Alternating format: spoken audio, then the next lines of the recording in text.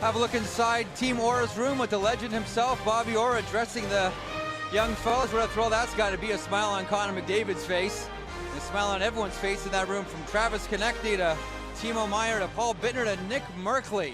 It's a happy bunch of guys that are excited and can't wait to get going. Now, as much as we know about Connor McDavid and the like, Mitch Marner, etc., there is still plenty of other high-end talent you're going to watch this evening who all play in the CHL. To learn a little bit more about the other players not named Connor, here's Sam Cosentino.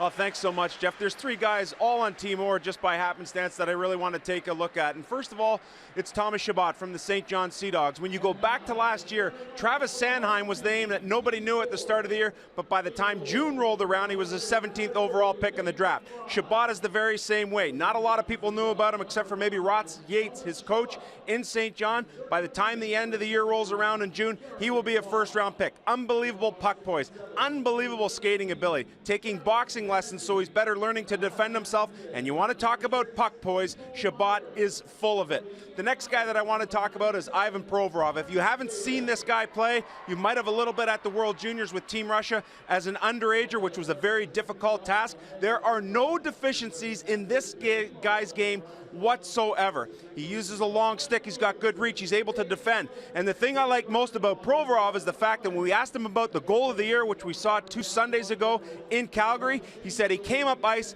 immediately recognized that the Calgary hitman had gone to a different forecheck. That opened up the middle of the ice. He went down the ice and scored the goal of the year. Provorov is definitely someone who I think will vault his way into the top 10 come June. And the last guy that I want to talk about is from the Prince George Cougars, Jansen Harkins. His father, Todd, was picked 42nd overall in the 1988 draft by Calgary. He's been around the game his whole life, learned to skate in Germany where his dad was playing.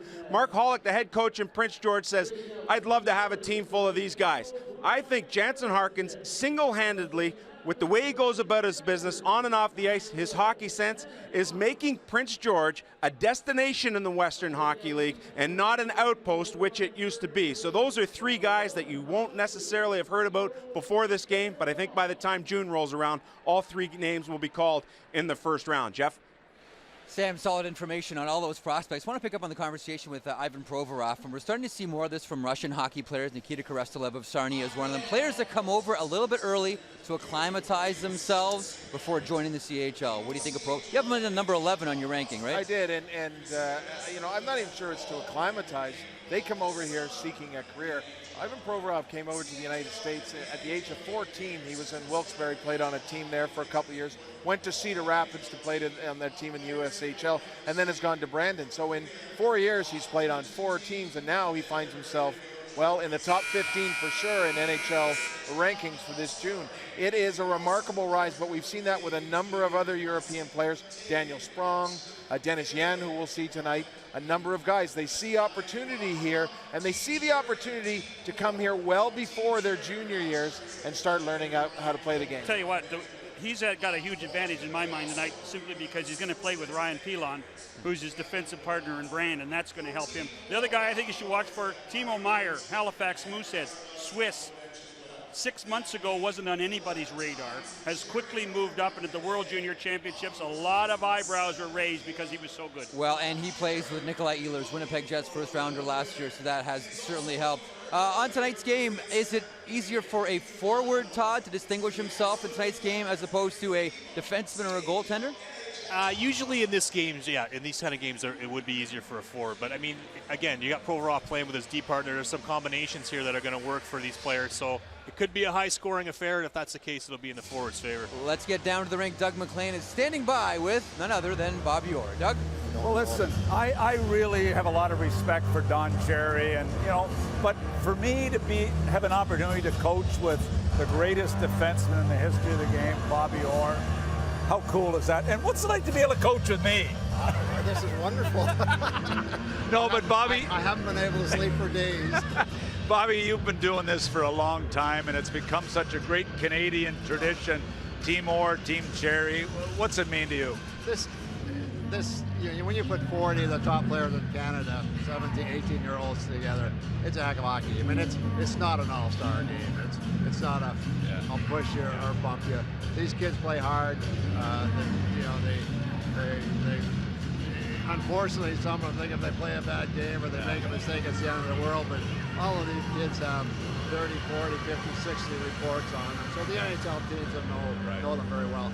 But it's a huge game for the kids, and some of the kids that maybe rated a little lower have a chance to come up with it. So it's a real good game, an important game for them. Well, you and Don have developed this into an unbelievable tradition. It really means a lot to these kids. Thanks a lot for being involved.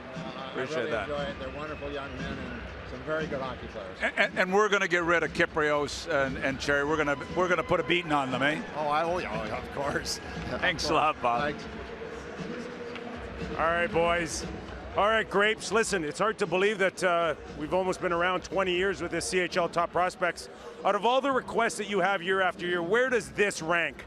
You know, I got to tell you, the finals to me in the Stanley Cup are number one, but I have more fun. This is number two, right close, because these kids out here, boy, you're going to see a game tonight. We're going to beat them tonight, Nick.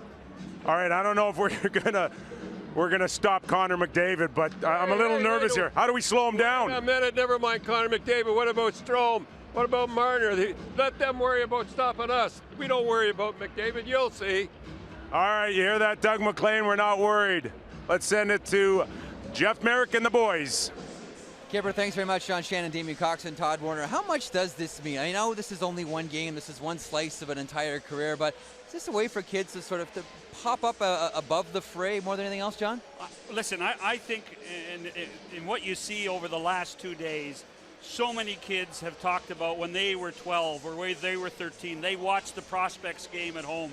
This is now, as Don said, 20 years when he rolled out a poster on Hockey Night in Canada on a Saturday night and said, I'm doing this on Tuesday at Maple Leaf Gardens. That's how important this is. This is one of those tentpole events for a child. Going to the Prospects, going to the draft, and shaking Gary Bettman's hand. It's unbelievable. What does it mean, Damien, from a draft rankings Well, point of view? just what he said, it's an event, and it's become something that's something you can stick in your lapel and say, I was invited to that game, I was that good, and then we'll see where we go from there. And you know what? For a lot of these players, this is the biggest game they have played in so far in their careers. We head down to the ice now. Our man Rob Falls for the opening ceremonies. Fallsy? As we get ready for the opening face-off of this BMO CHL NHL Top Prospects game, 5 players participating in tonight's game recently competed for their country at the 2015 IIHF World Junior Championship. Tonight, we like to give special recognition to these players. From the United States of America, Brandon Carlo. From Russia, Ivan Provorov. From Switzerland, Timo Meyer. And from the gold medal team from Canada, Lawson Krause and Connor McDavid. Recognizing those players who played in the World Junior Hockey Championship. Fans, please welcome to center ice our official party for tonight's opening ceremonies. Representing BMO, Senior Vice President, Southwestern Ontario Division, Curtis Scragg. Representing the Niagara Ice Dogs in the city of St. Catharines, Mayor of St. Catharines, Walter Sendzik.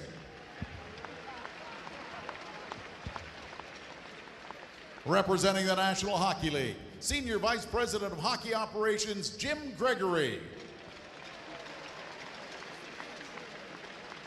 And please welcome former captain of your Niagara Ice Dogs and current New York Islander, Ryan Strome.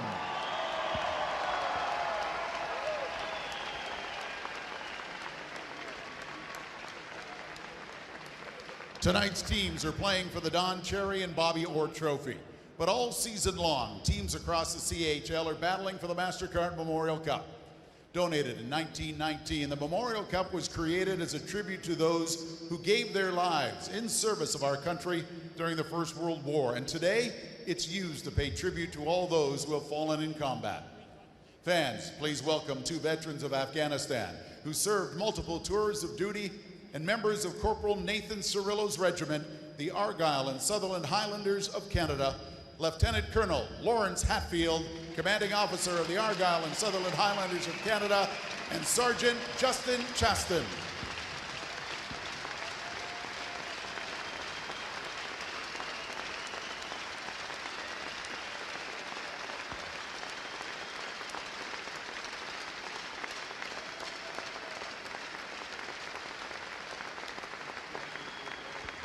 We now ask the captains of Team Orr and Team Cherry to go to center ice to join our official party for tonight's ceremonial puck drop.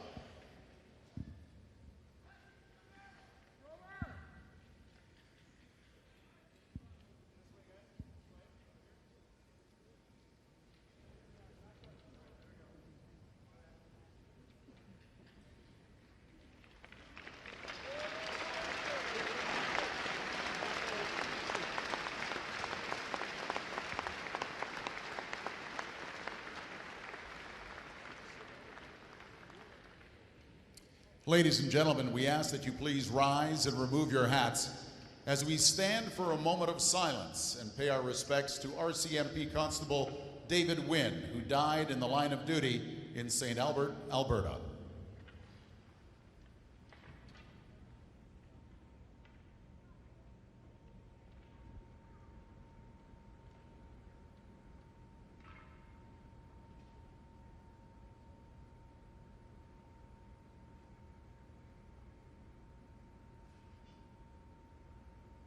Ladies and gentlemen, please remain standing as we welcome Madison Mikulik to sing the American National Anthem.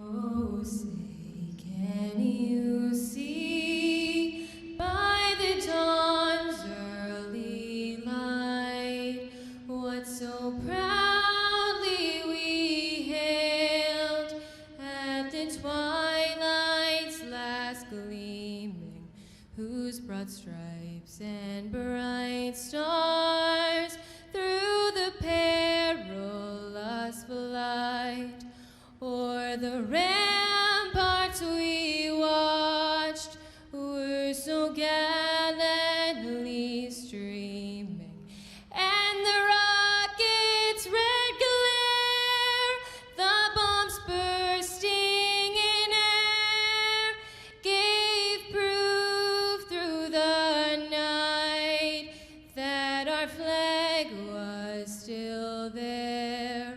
Oh, say does that star-spangled banner yet wave o'er the land of the free and the home of the brave?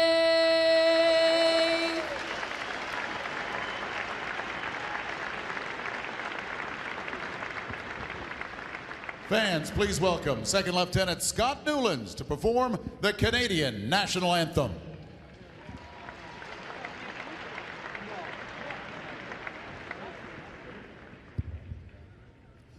O Canada, our home and native land, true patriot love in all thy sons' command, garde embrasse et portez l'épée, hissez, portez la croix. Ton histoire est une épopée des plus brillants exploits. God keep our land glorious and free. Oh, Canada, we stand on guard for thee. Oh, Canada, we stand on guard for thee.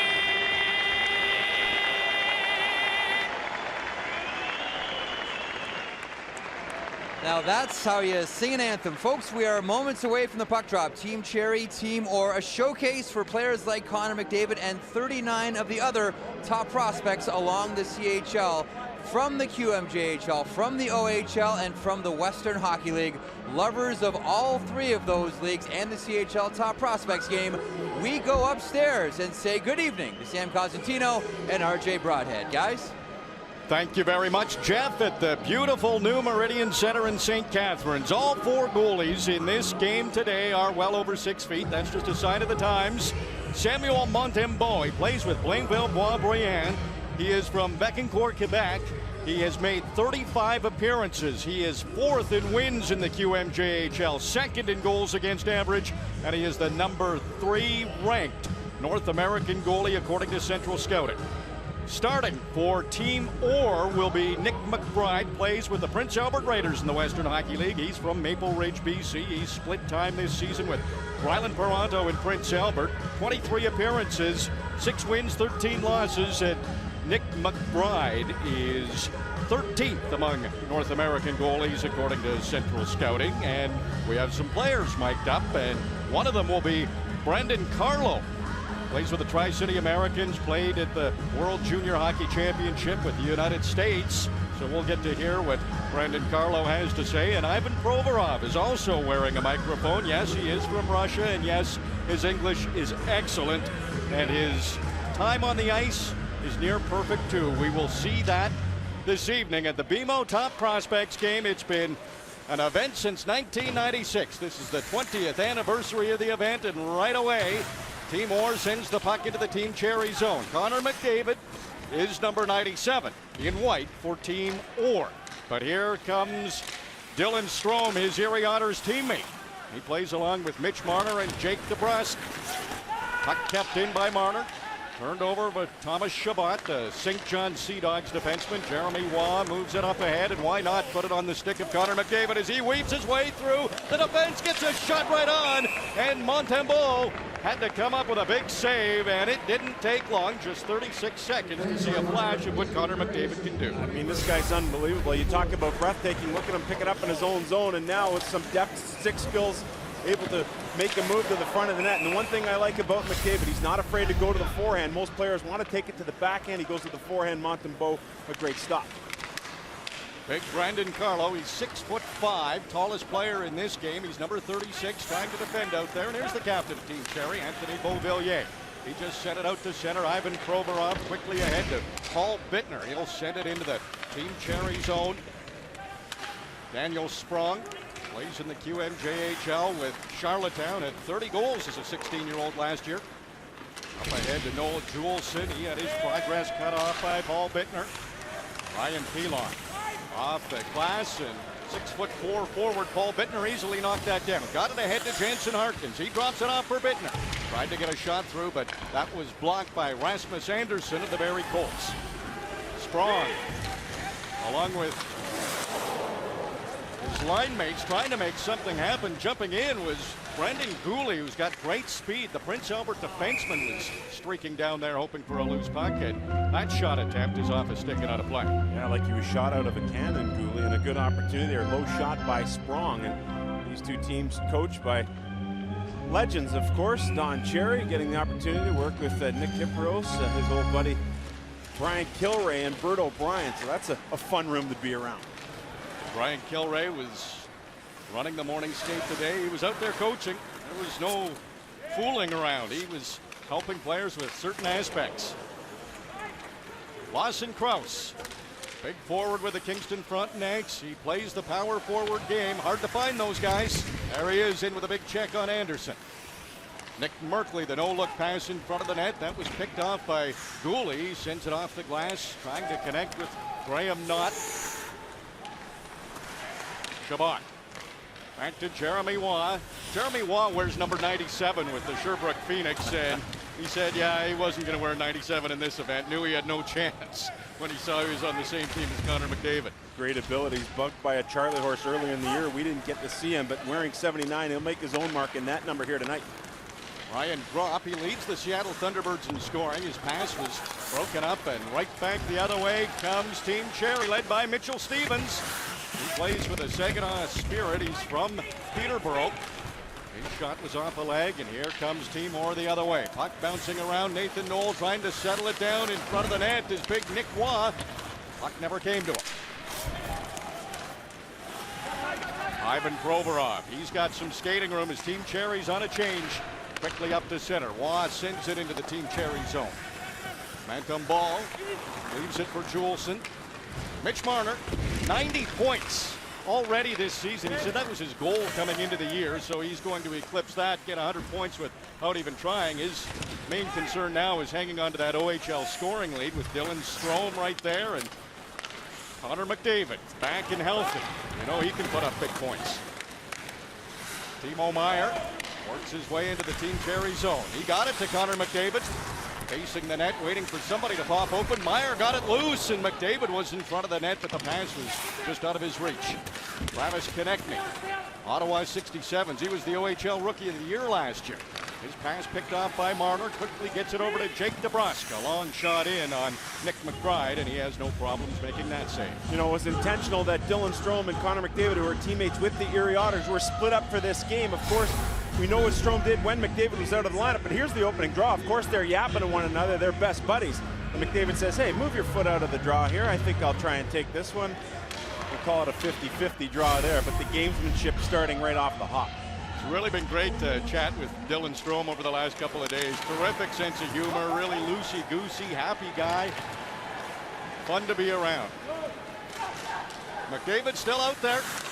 Tried to tuck it in front of the net. Beauvillier intercepts. Sprong quickly ahead to Evgeny Svechnikov. Back to Sprong. Svechnikov a shot. McBride the save, and he didn't want to move a muscle. He knew it was under him and didn't want it trickling into the net. Yeah, good confidence boost here for McBride early on. Svechnikov plays for the Marc-Andre Dumont and the Cape Breton Screaming Eagles in a good give and go situation here. And a lightning quick release from Svechnikov almost fooled McBride, who the goaltender for PA went 6-1 down the stretch in March last year, almost single-handedly got the Raiders into a one-game showdown with Red Deer. They were down 3-1 after one period in the tiebreaker. He held the fort. They go on to win it, and Prince Albert earns that last spot in the Eastern Conference. So McBride does have good history behind it.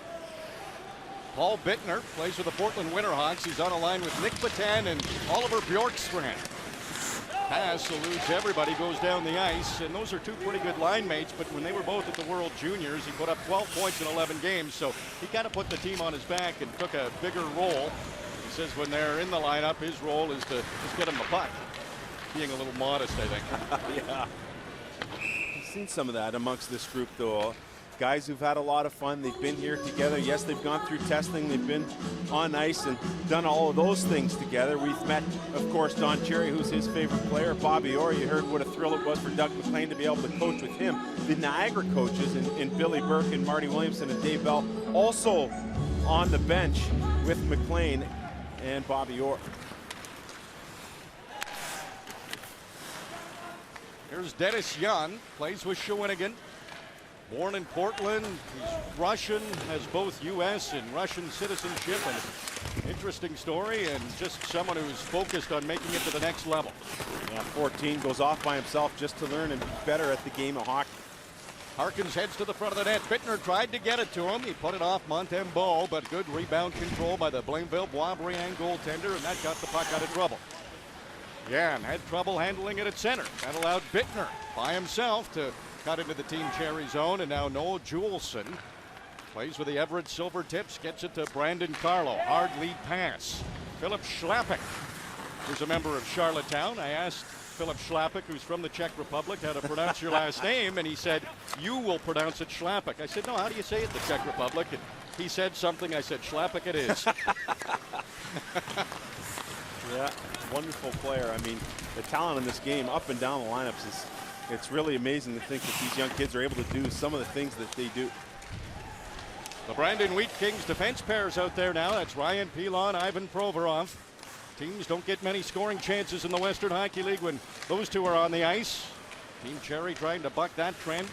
Adam Musil, along with Yankov Trenin and Mitchell Stevens, had some offensive zone time, but couldn't get anything to the net. Lawson Krause, high backhand shot, too high though. Kept in by Guillaume Brisebois. He plays with Acadie Bathurst. Adam Musil had his pass picked off, but following up with Stevens. And Mitchell Stevens, his long shot knocked out of play by Guillaume Brisebois. 0-0, Team Cherry, Team Orr, the 2015 BMO Top Prospects Game. It's the NHL All-Star break. This is the big show going on right now for hockey fans, the BMO Top Prospects Game, and tough to find a bigger hockey fan in this country than the one who's running the country. The Prime Minister, Stephen Harper, is here at St. Catharines, taking in the terrific draft class of 2015. So much talent. It's good to have the Prime Minister here. Yeah, that's unbelievable. I mean, that's the popularity, I think, of Connor McDavid. Everyone wanting that opportunity to watch this guy play, and he is worth the price of admission. Well, this place is sold out, standing room only. It is a packed house, people begging for tickets. There just weren't any tickets, and we've got a couple of stops coming up on CHL on Sportsnet and Friday night hockey that involve the Erie Otters. Those games sold out, so the Connor McDavid tour is alive and well. People want to see him while he's still in junior hockey. Jake DeBrusk almost got a shot through. Brandon Carlo does, but McBride saw it all the way and hangs on. Well, there's Mick McBride of the Prince Albert Raiders. Brandon Carlo mic'd up for us, but when going back to McBride here, just talking about the kind of year he's had. He got off to a good start, came in out of camp in really good shape, but he's been battling some lower body things that have set him back a little ways. He and Rylan Parenteau have pretty much shared the net where Parenteau has sort of taken over the #1 role, but this is a wonderful opportunity for McBride to kind of get his confidence back. Carlo out there against the Connor McDavid line. Juleson, the other defense partner, and Svechnikov takes a hard hit from Connor McDavid. Add that to his repertoire. Travis Konechny with a steal. McDavid going to the front of the net. It got on the tape, but he couldn't pull the trigger. Anthony Beauvillier was on McDavid just enough to prevent him from shooting. Chabot sends it to Jeremy Waugh. He's tied for the defenseman scoring lead in the QMJHL. Waugh showing us why. He's jumping up in the plays in front of the net, but Meyer's shot is stopped by Sam Montembeault, and no rebound was allowed. Timo Meier of the Halifax Mooseheads getting the opportunity to play with Connor McDavid. And Connor McDavid a little late getting out of the zone as Svechnikov goes back. You can see McDavid really trying to avoid Svechnikov, and so he wouldn't go knee on knee with him. Svechnikov goes down, McDavid goes to the bench. Both players are A-OK. Rasmus Anderson. His pass picked off in front of the net, and a quick shot from Glenn Gaudin, and Montembeault has been sharp. Another big save by Samuel Montembeault as he robs Paul Bittner, and he has been busy early on. A good opportunity here for Glenn Gaudin, who was a late add from the Swift Current Broncos. He grew up with this age group, and when he didn't get included in the game was really upset as a late addition, trying to take advantage of that opportunity with a good shot on goal, and then Bittner followed that up. Shot from Graham Knott. He's something if he could score. He plays with the Niagara Ice Dogs. This is his home rink. Heading to the front of the net is Harkins, walking right in to get the shot away. But again, Montembeault makes another big save on Gaudin. Rasmus Anderson, fourth in defenseman scoring in the OHL. Barry Colts, he hands off to Philip Schlappick. Makes a move at the blue line, and that put Dennis Young offside. Well, Glenn Gaudin with one good opportunity and then takes advantage again. Instead of making the pass and looking off to Harkins in front of the net, decides to keep it down the right wing. And this one actually goes between the pads of Montembeault and sneaks out the backside through the blue ice. Oh boy, that close to this being a 1-0 game. The horseshoe is in effect. Nick Merkley, who's number 10 for Timor, third in WHL scoring. Ryan Pilon sends it to McDavid, or rather Lawson Krause, and he put a shot right on Montembeault, and then Krause was looking for a big check. Nick Merkley gets one as he sent Yakov Trenin nearly into Timor bench. Provorov and Pilon, they have such good chemistry. Pilon, the outlet pass up to Merkley. Puck stolen, and coming the other way is Stevens, taking a look for reinforcements. Nobody there. He'll bounce it off the backboards. Comes right to the line. Brandon Carlo couldn't keep it in. Carlo and Juleson converge in their own end. Carlo got it out of the zone, and now he's back to get it. And that's interesting. Both play in the U.S. division in the Western Hockey League. Carlo for the Tri-City Americans. Juleson for Kevin Constantine and the Everett Silvertips. Ryan Groff, Plymouth, the Seattle Thunderbirds' leading scorer. Mitch Marner up ahead to Ryan Strong. Two big scorers. Brandon Carlo making a rare rush to the front of the net, but that was picked off by Nick Waugh. And it's stopped by Carlo just inside the blue line, and Team Cherry has to regroup. Olsen, long shot, that's wide of the goal. Jake DeBrusque puts it behind the net. Mitch Marner. Sprong trying to get it loose, but Guillaume Brisebois, who's the captain of the Acadie Batters Teton, gets it out of the way and sends it down the ice. Timo Meier hard on the forecheck. Puck pops loose to Konechny, tries to spin move in front of the net, but Anderson didn't allow him to get a shot. Konechny gets it again. Stolen by Strom. He's going to keep a close eye on Konechny, who's got a jump in his step. Timo Meier to McDavid. And he got a shot up high on Montembeault. Chalk up another save for the Armada goalie. Meier stick handling and doing a good job of it. Had nothing but red sweaters in front of him. Made a pass back to the point.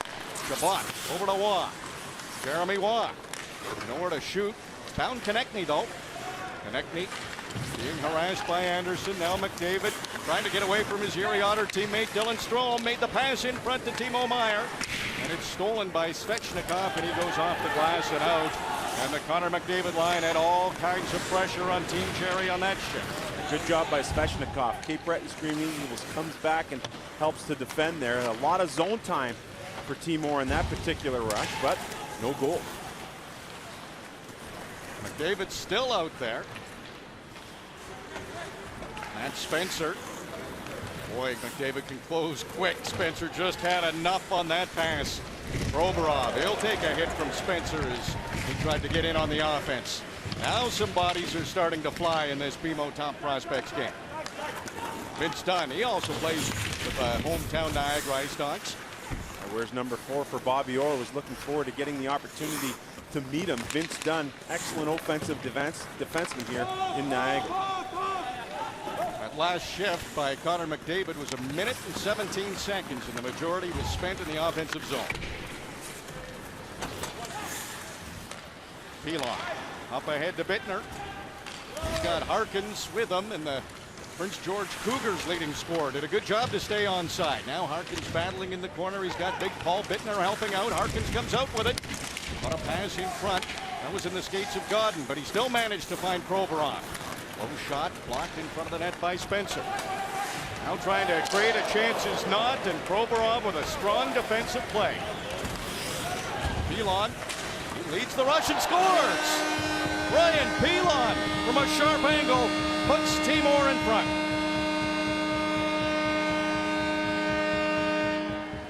RJ, it was John Shannon talking about the chemistry between Pilon and Provorov. They both play for the Brandon Wheat Kings. Well, let's get a look at that chemistry. Provorov with a big hit there. That helps spring the rush the other way. And it's Pilon who carries the puck up the left side. Figures he just shoot it. Uses the defenseman Juleson as a screen and is able to find the blocker side on Montembeault. There's the big hit. That frees the puck. Pilon with vision up the ice says, I'm just going to put it towards the net. Good things happen when the puck goes to the net. And Provorov, while he may not get an assist, at least officially, should get one for that big hit to start the rush.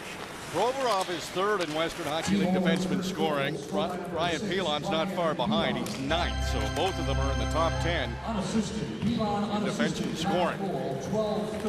Nick Merkley, he can put up the points. Kelowna Rockets fans know that. What a pass! And again, Timor coming close. Brisebois with a shot. That's redirected just wide by Blake Spears. Brendan Gooley, forechecked by Spears. Poked out to center. There's 3 Team Cherry members there, but well defended by Nicholas Malash. And they got it up ahead to Kraus. Now circling back is Merkley. Merkley's been the setup guy for Rourke Chartier in Kelowna. Chartier's a goal-a-game guy. Chabot in front of the net. Kraus battling his way to get a couple of shots. And Montembeault made another save. Rasmus Anderson finding out just how strong Lawson Kraus is. He's a man amongst boys at times. He's already got that size, something you can't teach, and his awareness all over the ice. Simply amazing here for Lawson Kraus. What a year it's been for the Kingston front and act forward. Chabot very confident with Dylan Strom trying to steal the puck in front of his own goal. Chabot made a good defensive play. Dunn with a forechecker right on him. Pass comes up to Marner. He saw DeBrusque. Now Strom streaking to the front of the net, and Watt just got a skate on that pass. Otherwise, Strom was in alone. Dunn with a low shot. That's deflected. McBride got just enough of it. This is the big line for Team Cherry if you look at the statistics. Marner 90 points, Sprong with 80 points, DeBrusk with 25 goals. Wow. Strong play. Quick 360. That bought him some time, and the puck's out to the neutral zone. That's a great escapability, Jeremy Waugh. He's a guy that we were really interested in seeing in the Subway Super Series. Unfortunately, he was injured, but getting a taste of what he's all about so far tonight. Ivan Provorov leads the WHL in rookie scoring. Timo Meier drops off to Konechny, back to Meier. Provorov's in on this one. He poked it on net. Montembeault slapped it to the corner. Meier and Carlo, they're working for the puck. Meier using his strength. The Swiss import is skyrocketed to 12th in the Central Scouting rankings. It's hard work and ability to win puck battles. We're seeing some of that so far this evening. And help playing with Nikolai Ehlers has to be helpful as well. And playing with Connor McDavid tonight. Got the good draw. Buy some lottery tickets. Although Meier can hold his own. McDavid takes a hit from Young, keeps on ticking. Gives it to Konechny, right back to McDavid. Back to Konechny. He circles the net all the way back to the blue line. Kept in by Meloche. Not much on the shot. Chance for Sprong to clear, and Konechny's not making that an easy task. Jan has it now. Anderson back to Jan. Seymour didn't allow a shot that time. And Meloche just chops it out to center. McDavid's on it. Coming in against Gooley.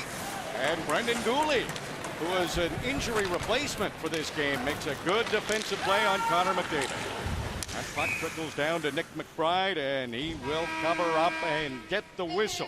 3:54 to go in the first period. It is 1-0 for Team Orr. Ryan Pilon of the Brandon Wheat Kings has the goal. Daniel Sprong is getting lots of attention from NHL scouts, and well, for good reason. This is how good this kid has been from a very, very young age. As we flash back, this is Daniel Sprong. He goes through the crowd. Just had that talent from the very start. He is tonight's post player profile, who plays for the Charlottetown Islanders. Now you can find Daniel currently featured on the front of Post cereal boxes, available in stores now. He models his game on Patrick Kane. That is not a bad guy to model it after at all. The player profile is brought to you by Post. Post is a proud sponsor of the CHL. RJ and Sam, since Bantam, Daniel Sprong has grown 3 inches and put on 50 pounds. Yes, and he's from Amsterdam, trying for his Canadian citizenship. Said he'd love to play for Canada at some point. Tied for 20th in QMJHL scoring. Another good year in his sophomore season. Adam Musil, son of Frank. His uncle is Bobby Holy. His brother is David Musil. Good bloodlines there. Dylan Strome noticed in the commercial break, he changed sticks. Made a pass in front of the net to Yakov Trenin. Maybe some line juggling here. Musil with Strome and Trenin now. Musil made a pass in front of the net. That's stolen by Bittner. Stolen right back by Trenin. Now Bittner will have another opportunity, and this time he does the safe play and lifts it over everybody's head. Well, Strome was using a stick that had kind of a heavy lower end to it, much like Pavel Datsyuk, and that was a stick that really came off the rack. So maybe he's made a change to a more custom stick. Marner and DeBrusk back out there with Strome now. Dylan Strome comes out of the corner, slides it back to the line. Juleson with a shot. McBride made a save. Not sure if he was able to see it. Jake DeBrusk, who's so good at going to the net for the Swift Current Broncos, was providing a good screen. Trying to cut to the front of the net was Mitch Marner. McBride was having none of that. Pass ahead for Merkley is too far ahead, and Timor has iced the puck. Couple of good chances for Strome, Marner, and DeBrusk, but it remains 1-0 for Timor.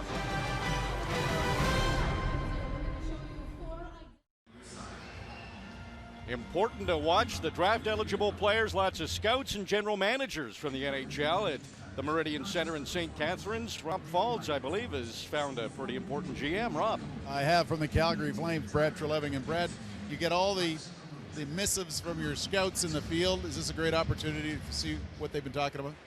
Yeah, it's a great game in the sense that there's some guys here that you really you can see firsthand for the first time and just get a little sense of, you know, the body type and how they move and whatnot. I think it's a dangerous game in some respects, so you don't want to put too much stock, but it's great to see the talent that's out there tonight. Do you like the fact it's the best in the CHL matching up?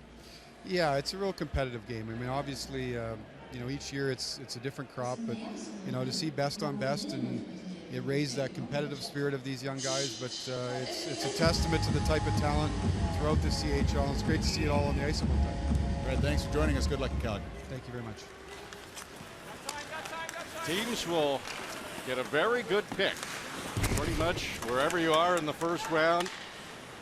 So much talent. Of course, Connor McDavid is the big prize in this draft class. Evgeny Svechnikov, the Russian import, tests McBride again, and Nick McBride of the Prince Albert Raiders makes another stop. Well, here's what Brad Treliving and a bunch of other general managers are looking at. The NHL Central Scouting midterm rankings just came out. Connor McDavid won Krause for Sprong and Marner, and then Ivan Provorov, we talked about off the top of the show, checking in at number 10. So 5 of the top 10 involved in this game. Dooley with a shot through, and McBride made another save. You know, he didn't want to let that one in, his Prince Albert Raiders teammate. Jeremy Watt having trouble poking it past Svechnikov along the boards. Now Timor's away. Brian drops passes off the skate of Anderson. It goes to the corner. Nathan Knoll of the St. John Sea Dogs down low, looks in front of the net, had more time than he thought. Passes it all the way back to Shabbat. He's St. John Sea Dog teammate. Watt moves it over to Gropp, and his pass comes back to Watt at the line. Jeremy Watt said he used to shoot a lot in his rookie season last year, but now teams in the QMJHL, they double up the lane, so he's been passing, and he's tied for first in QMJHL points, but doesn't have a power play goal. Daniel Sprong. They'll start things off for Team Cherry. Back to Anthony Beauvillier. Low shot, that was wide of the net. Off the bench, Vince Dunn, he can skate well. Fans here at the Meridian Center know that, and he did the wraparound, but Nick McBride was agile and got over in plenty of time. Yeah, good opportunity for Dunn there, and his teammate is Samuel Montembeau, Blainville, Boisbriand, Armada. A 6-5 overtime loss to Rimouski, and Joel Bouchard on the bus to Drummondville said, hey man, you got to settle down and play your game. You're an excellent goaltender. He told him to play free, and so Montembeau wrote play free on his blocker for that constant reminder. He has been dynamite ever since for an excellent hockey team in Blainville. Connecting up ahead to Meyer. His shot, a hard one. Montembeau got a glove on it, and that's McDavid who's down. He was the one who was taken into the net and appears to be okay. Yeah, scary proposition there. He's already been out of Erie's lineup for 20 games. You know, we saw that fight where he broke his hand, and then he went to the World Junior team after that, playing on a line with Timo Meyer and Travis Konechny. Meyer looks off McDavid for the shot, and as McDavid was going hard to the net, he gets taken down by Denny Young. Well, McDavid's still out there, so that's good news. Meyer's pass. He ripped it cross ice. Dunn, he couldn't waste any time behind the net. Then Meyer gets in front of him. Dunn got away from that storm of forechecking. Huge hit by Konechny on Philip Schlafik. Travis Konechny, the captain of the Ottawa 67s, not the biggest guy out there, but likes to play that physical game. Quick shot from Timo Meyer. It was set up by McDavid. It's 2-0 Timor. Well, Timor has 2 goals in this hockey game, all because of good physical play. We saw a hit by Ivan Provorov to spring his teammate Ryan Pilon for the goal earlier. And here's Travis Konechny. He knocked Schlappick right off the puck. From there, Timor is able to get control of the puck. They come up ice. This line has been excellent. You got Meyer, you got McDavid, you've got Konechny, and you've got a goal and a 2-0 lead for Team Orr with Timo Meyer of the Halifax Mooseheads. They expected big things out of him. John Shannon talking about him before the game. He has delivered. Final few seconds of the opening period. It's been a good period for Bobby Orr and Doug McLean, Marty Williamson, the head coach of the Niagara Ice Dogs, all over there on the Team Orr bench. Couple of goals. Ryan Pilon got things going, and then the McDavid line, who spent a lot of time in the offensive zone, gets one courtesy of Timo Meyer. On the concourse here at the Meridian Center is the panel. Here's Jeff Merritt. RJ, thanks very much. Bob and Doug, Oren McLean very happy after 20 minutes of play alongside John Shannon, Damian Cox, and Todd Warner. Big hit by Travis Konechny. You talked about him in the pregame. What did you see that period, John? Well, the fortunate part of it, playing with Meyer and McDavid doesn't hurt, but one of the guys that told me earlier in the week that the guy closest to him is a guy like Brendan Gallagher, and Travis Konechny, needed to show some things. Wasn't afraid to go to the net, probably could have shot a couple of more times, but wasn't afraid to be physical, and that's a big part. The comparison to Gallagher is a fair one. There's no way Konechny's going to be a 5th-round pick and be passed like Gallagher was, but the reality is that his size is going to be a factor for him in the NHL, and the game has changed since Gallagher got drafted, and Gallagher is a great poster child for guys like Konechny, and Konechny's physical play is a big part of why he's going to get drafted in the NHL. Konechny always has a quick answer to that. He says, I just tell people I play like I'm 6'2". Pretty simple. I don't know if you're watching some of the scouts and more specifically the general managers, maybe Buffalo and maybe Edmonton, but when Connor McDavid went down after getting hit from behind into the net, there were some moments where some GMs held their breath in front of us here, Damien. Well, and how about his agent, Jeff Jackson? Oh, my goodness. And we're going to show you that in a minute, but we're going to show you first some of the things he did in that period. You know, I really every shift he was dangerous. And how many guys can you say that about on a regular basis? I mean, the first shift of the game, he dances through the other team's defense. He was physical. He did a few things like that, but it's, you know, going to the net. But then he goes to the net and crashes in the net. And I'm thinking, actually, Todd Warner was the first one that said, Steven Stamkos. Now, he looks like he's okay, and we hope he's okay. But it does show you guys, they play for keeps in this top prospects game. This is not a game where you just show up and do a little bit of that. The hitting in the first period, and then to see a player like McDavid so committed he's going to the net that hard, that really tells you something, how seriously they take this game. You know, Todd, 2 weeks ago on CHL on Sportsnet Sunday afternoon game, we saw the Brandon Wheat Kings face off against the Calgary Hitmen, and it was a highlight reel goal that cemented it for the Wheat Kings.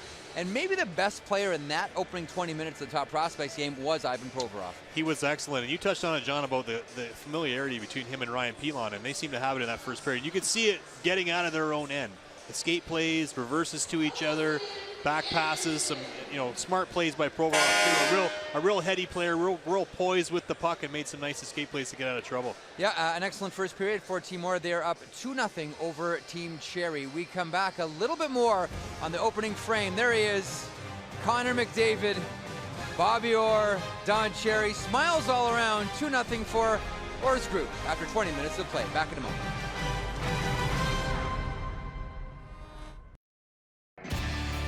Your work never really stops. The jobs may change with the seasons, but the need for power, performance, and affordability doesn't. Right now, it's the perfect time to get a great price on durable, quality Kubota equipment. Upgrade your landscaping, construction, or farming equipment and attachments, and get what you need for the months ahead. Because work never stops, and neither does Kubota. See your local Kubota dealer today. Okay, we'll cue up the maestro here. Play of the first period brought to you by Stag Chili Saves for Success program, where saves made will result in contributions up to $30,000 to minor hockey teams. Go to stagchili.ca for details. John Shannon. Like good teammates, you hold the bowl, I'll hold the spoon. Oh my. Provorov and Pilon from the Brandon Wheat Kings combine. A body check at one end, a goal at the other. That, boys, is the Stag Chili play of the period. Wow. And that, Damian Cox and Todd Warner, is how you sell some cans of chili. I'm hungry already. There you have it, 2-0. Ryan Pilon, the Brandon Wheat Kings. Timo Meier, the Halifax Mooseheads, finding the back of the net. Young Mitch Marner of the London Knights, 90 points, leads the OHL in scoring. A feature on him next.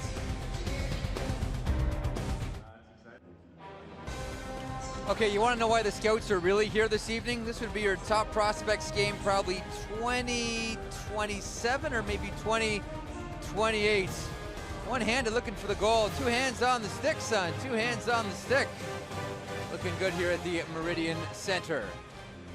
Mitch Marner is an outstanding draft prospect, eligible for this year's NHL Draft, of course. He plays with the London Knights and has been bringing fans out of their seats at Budweiser Gardens for 2 years now. And in his draft year, he's being compared to other London Knights such as Pat Kane. Let's learn a little bit more about the London forward.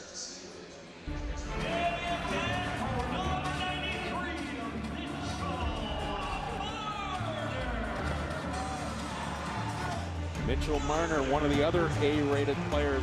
He comes out on the NHL preliminary scouting list as an A-list player. In fact, a lot of people have him in the top 10 conversation. This guy has just been brilliant. Dvorak, though, will bring it in with Marner tapping his stick. Look at Marner! Shoots! Oh! Give him 4 on the night. Mitch Marner has dominated the OHL this year, and there's no denying when you look at the point stats, what Mitch Marner has done is spectacular. The London Knights program is one that develops high-end hockey players. They can turn a high-risk player into a surefire draft pick. You know, ever since day one, I've always thought of the goal that, you know, this is a tryout for me and I got to keep trying out, and, you know, that's how I've gone through this mindset. In front! Score! Marner! You know, I want to be known as a guy that's a 200-foot guy, just not an offensive guy, or something like that. You know, 200-foot guy you can depend on all the time. Here's Domi, kicks it ahead, Domi! Marner shoots! He scores! Colin hat-trick! There is a great relationship between Mitch Marner and Max Domi, and it's not a coincidence that Max has taken that leadership role and Mitch Marner's game has elevated from his rookie season. Ever since I've been here, he's always been a guy I looked up to, and I remember the first day I got drafted, I came here, and you know, he met me outside the locker room, talked to me for about 5-10 minutes, and you know what? He's a good guy to look up to, obviously winning a gold now, and you know, that's what you want to do one day as a kid, and you know what, hopefully I can get the chance. Great chemistry with Max Domi this year with London. Also great chemistry with Christian Dvorak, the second-round draft pick of the Arizona Coyotes. John Shannon, Damian Coxon, Todd Warner. He's an interesting prospect, isn't he, John? Some people can't get past his size. Others say, how can you turn down that skill set?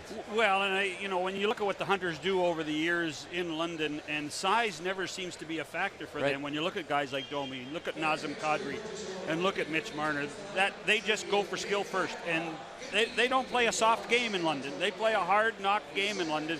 Yep. And just the combination of his ability to go to the corners, his desire to go to the hard spots, and still use that skill to me is amazing. I think the challenge is always for NHL scouts and for us is to interpret what is great in junior, does that become great in the National Hockey League? It's a real challenge. I think every time Jeff and I have this conversation, we always say, is he Corey Locke? And that's no offense to Corey Locke, who was a tremendous junior player and played in the American Hockey League, but wasn't able to, or maybe didn't get the opportunity to translate those skills to the National Hockey League. So will Mitch Marner get that opportunity? That's so much of it. Who drafts him? What opportunity do they get? How much time do they give him? Can he stay healthy? All those things will go into it. 5'11", 160 pounds, soaking wet. I mean, there's no reason he should be putting up the numbers he has against players much bigger than him in this league, but he could get 140 points this year in junior. Is he going to be back for another year of junior hockey with numbers like that? I don't think so. I think he's a top-flight NHL prospect and well-deserved. Interesting. I talked to Craig McTavish before the game, and he was talking about a couple of things, and one of them was those 5 or 6 games he was behind the bench for the Oilers, and I said, well, you know, size doesn't matter anymore. He says, oh, no. No, the one thing I learned standing on the bench of a National Hockey League game is size matters more than ever. Size and quickness. And if you can combine those two things, you're doing okay. And that'll be the challenge for a guy like Marner. I watched him a lot. Sorry, Dave. I watched him a lot. He never gets hit. He's really smart. He's aware of where he is on the ice. He knows what's coming. He's one of those kids. He's little, and he's shifty, and he's smart. He doesn't get hit. I think the one difference is where a small player wouldn't even get a chance before in the NHL, he'll at least get a solid look. And 10 years ago, 15 years ago, he might not even have got that kind of opportunity. You know, it's the old saying and the old stereotype. A small player has to prove that he can play in the league, and a big player has to prove that he can't. Yep. And there seems to be this debate online about who's a more valuable commodity, a player like Lawson Krause or someone like Mitch Marner. Timo Meier's snipe has Timor out 2-0.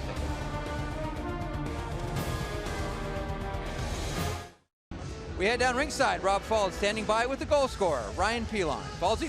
From the Brandon Wheat Kings. Now you got yourself a goal. You were looking, I think, more just to get the shot away and get the change, all set up by your teammate Provorov with a big hit. Yeah, it was a great defensive play by Ivy, you know, taking the body. And lucky enough, I was looking to turn it up, just get it on net, and lucky enough, it went in. What do you think of the pace of the game like this? Is it what you expected? Yeah, for sure. I mean, you know, we knew they were going to come hard at us, and I think we started well, and hopefully continue it. Good luck the rest of the way. Thank you. Ryan Pilon got one of the goals for Team Orr. Ready to go with the second period. Here's RJ Broadhead and Sam Cosentino. Ryan Pilon is the cousin of Rich Pilon, longtime NHLer from Duck Lake, Saskatchewan, the only representative from Saskatchewan in this Top Prospects game, and he has a goal. Must have heard your message you said to him before the game. Do the province proud. He's a smart man. Blake Spears wraps it around to Nick Merkley. And right the other way with some speed is Daniel Sprong, but he cannot get around Ivan Provorov, who made that look easy. Right ahead to Lawson Crouse. Blake Spears, he plays with Sault Ste. Marie, and he is from Sault Ste. Marie. Nick Merkley throws a big hit. Wide open in front is Crouse. What a save by Nick McBride, robbing Lawson Crouse, and then Carlo and Crouse. Two big young men at 6'3" and 6'5" have some words after that.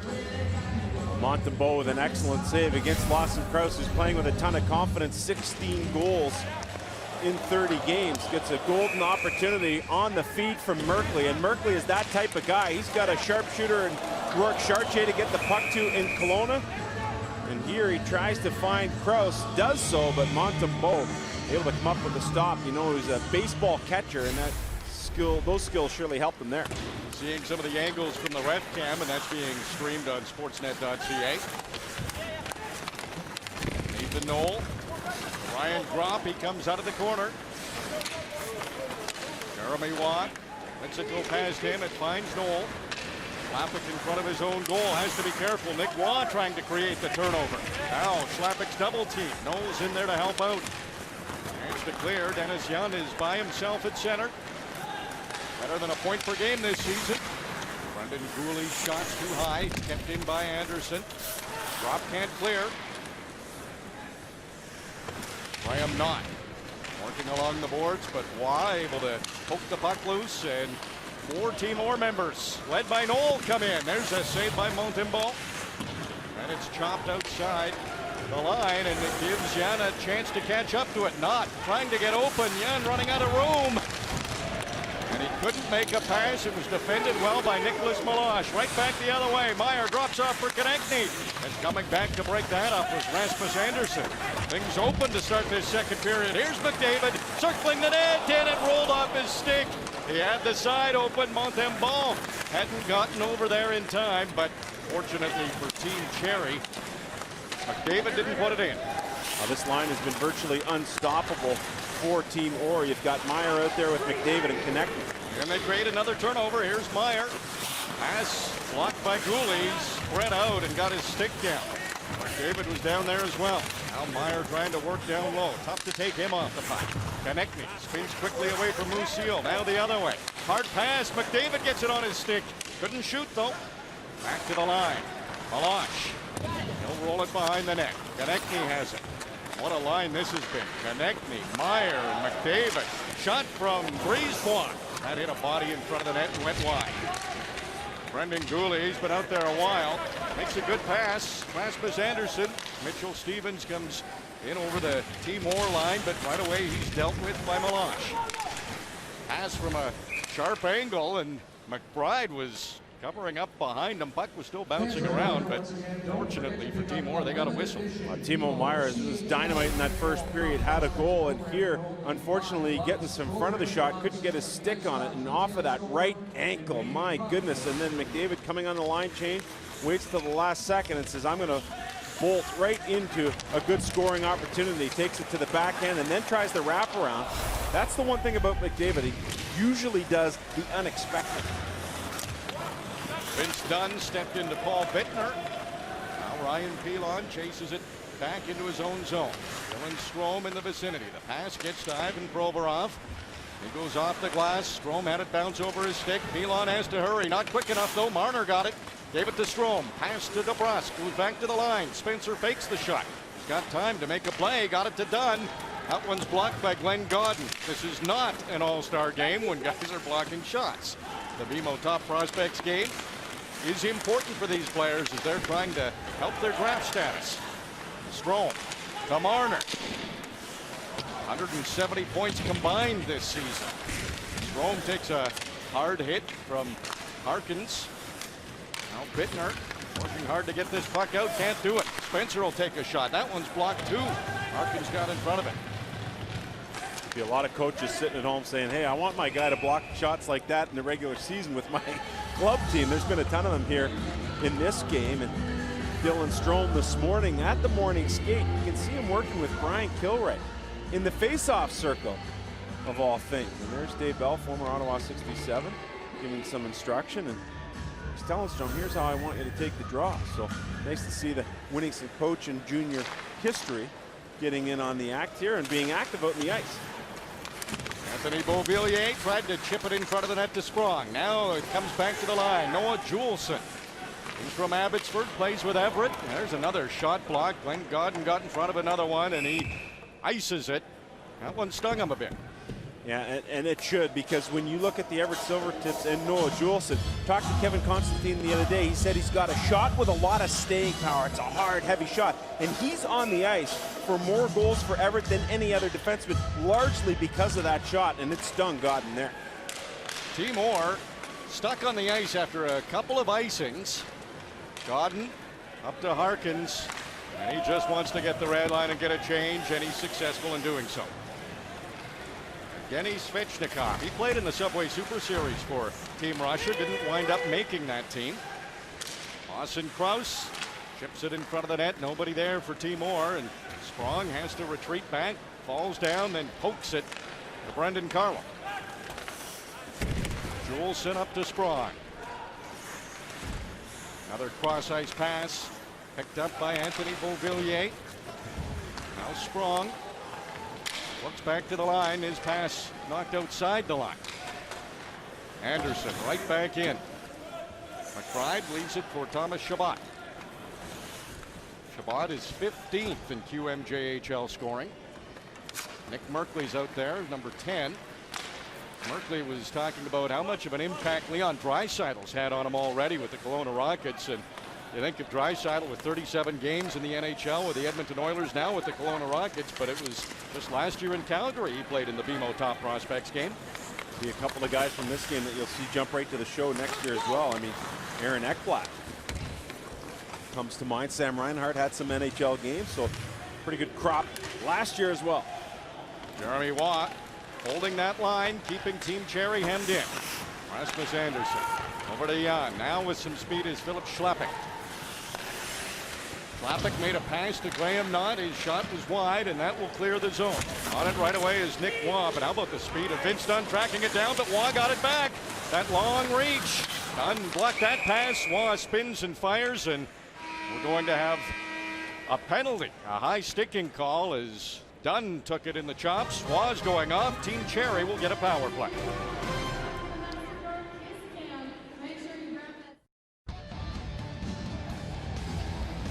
The BMO Top Prospects game is very important for these players. 12 have gone first overall, and it is a who's who of NHL talent who have played in this game and then have gone on to go first overall. Yeah, it's pretty neat to watch through the years, especially the years where I've been lucky enough to be able to call these games. Nathan McKinnon, Aaron Ekblad just last year, and he's made an impact in the NHL this year. CHL Roots is brought to you by Boston Pizza. Order from over 100 menu items at bostonpizza.com for delivery. I know there's one guy on one bench that'll be looking at the 2002 draft for a guy by the name of Rick Nash as Nicholas Waugh goes off for Team Orr. Vince Dunn down trying to defend, and from the ref cam, that's exactly the view that he got. And if he had turned it on himself for a selfie, you would have seen his arm raised in the air. Does he have that ability? That's amazing.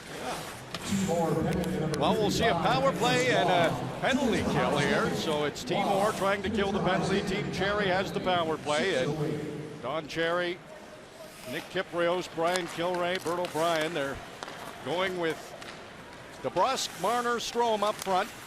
Dunn, who took the high stick, takes that shot, and it's off a stick and goes out of play. Well, it's been a good start for Team Orr, although right now they're shorthanded, and on the Team Orr bench is Doug McLean. I guess having number 97 helps create a few things. Yeah, that line has been really unbelievable. There's no doubt about that. Every shift they're dominant offensively, but I'll tell you this Lawson Krause guy. What a talent this guy is. Has he got a chance? Bobby Orr and I were talking between periods. Who does he remind of? Is he Clark Gillies maybe? I mean, he is a big talent. So much talent on this ice. So many good kids, quality kids. It's really fun at ice level to watch the talent.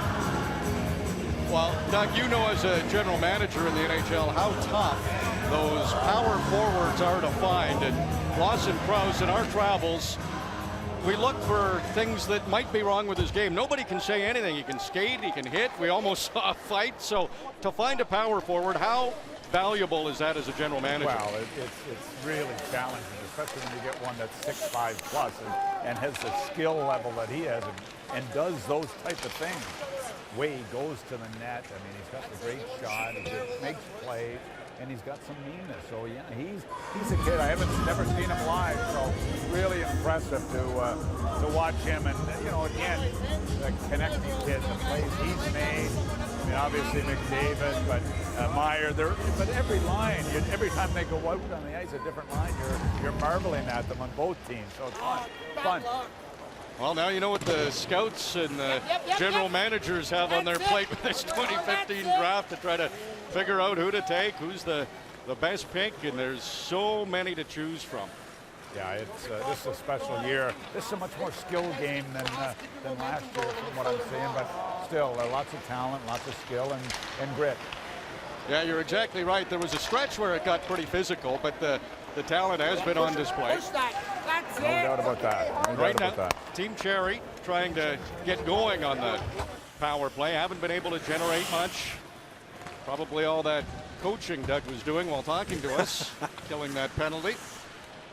Only 15 seconds to go now in the man advantage. Carlo makes a pass across to Juleson. He tries another rink-wide feed, and Jeremy Watt got in the way of that. And he was trying to send Krause, who Doug was raving about, in on a short-handed chance. Krause, he's in there causing havoc still. Back on the ice is Nick Watt. Krause upends Svechnikov. Svechnikov maintained possession. Now a big hit thrown by Godin. Shot comes through on McBride, and he makes the stop. Yeah, Svechnikov has taken a couple of bumps in this game. He got hit by McDavid earlier on, and then Krause takes a bump from him. He's still got a smile on his face, keeps a licking and keeps on ticking. And then even at the end of the play, from down on his knees, he was still able to get a backhand shot on goal. But good for Svechnikov. I mean, he's a guy that I talked to Marc-Andre Dumont about at the start of the year. He wasn't in the first round. I think he's in there now. Doug mentioned both Krause and Konechny. They're best of friends. Sprong, that was a off-speed knuckleball shot, but the glove hand of McBride was quick to snag it.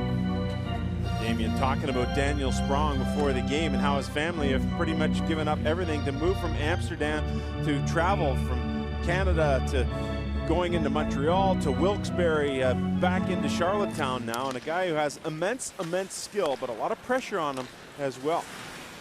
Schlappick with a steal at center.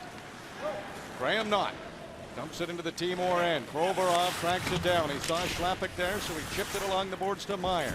Now Schlappick again. Puck progressed by Meyer, not out of the zone yet. Anderson got it to Yan. Puck finds Graham Knott in the corner. Timo Meyer, he's staying very close to Schlappick, and he was hoping Gooley was at his point position, but he had come down to the front of the net hoping for a backdoor chance.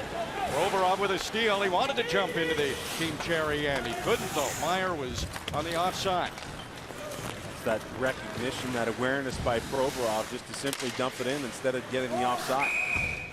Yan touched the puck, but Graham Knott was on the wrong side of the blue line. Denny Yon, who plays for Shawinigan, underwent an emergency appendectomy in Baie-Comeau back on December 2nd, and so he has missed some games this year, but he's had good chemistry playing with Anthony Beauvillier most of this season for a Shawinigan team that's back on the rise after winning the MasterCard Memorial Cup in 2012. Lawson Crouse, he's in on the forecheck, doing what he does. Feet keep moving every shift, and there's the turnover just out of the reach of Merkley, and Brisebois can't keep it in. Three of these players are captains of their respective CHL team. Guillaume Brisebois of Acadie Bathurst, Travis Konechny of Ottawa, and Connor McDavid of the Erie Otters. At a young age to be a captain, major junior hockey in the CHL is impressive. And you observed that at the end of the warm-up, those were the 3 guys picking up the pucks. That was really, really impressive.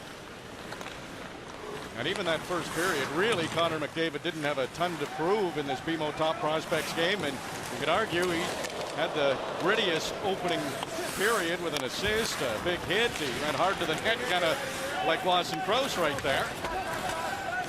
Dan Marr, the head of NHL Central Scouting, came in. We had a laugh with him. He said scouts are on him to put McDavid higher than 1. Yeah. He's that good. Yeah, he sure is, and I think he's the no-doubt choice in June. A lot to be decided after that, though. I mean, you're seeing guys like Timo Meier, Mitch Marner, and Dylan Sprong. Nick Waugh's been in the middle of things. Vince Dunn's been in the middle of things. So is Lawson Crouse. Team Orr still leads. Yes, for Team Cherry, it will be Michael McDavid.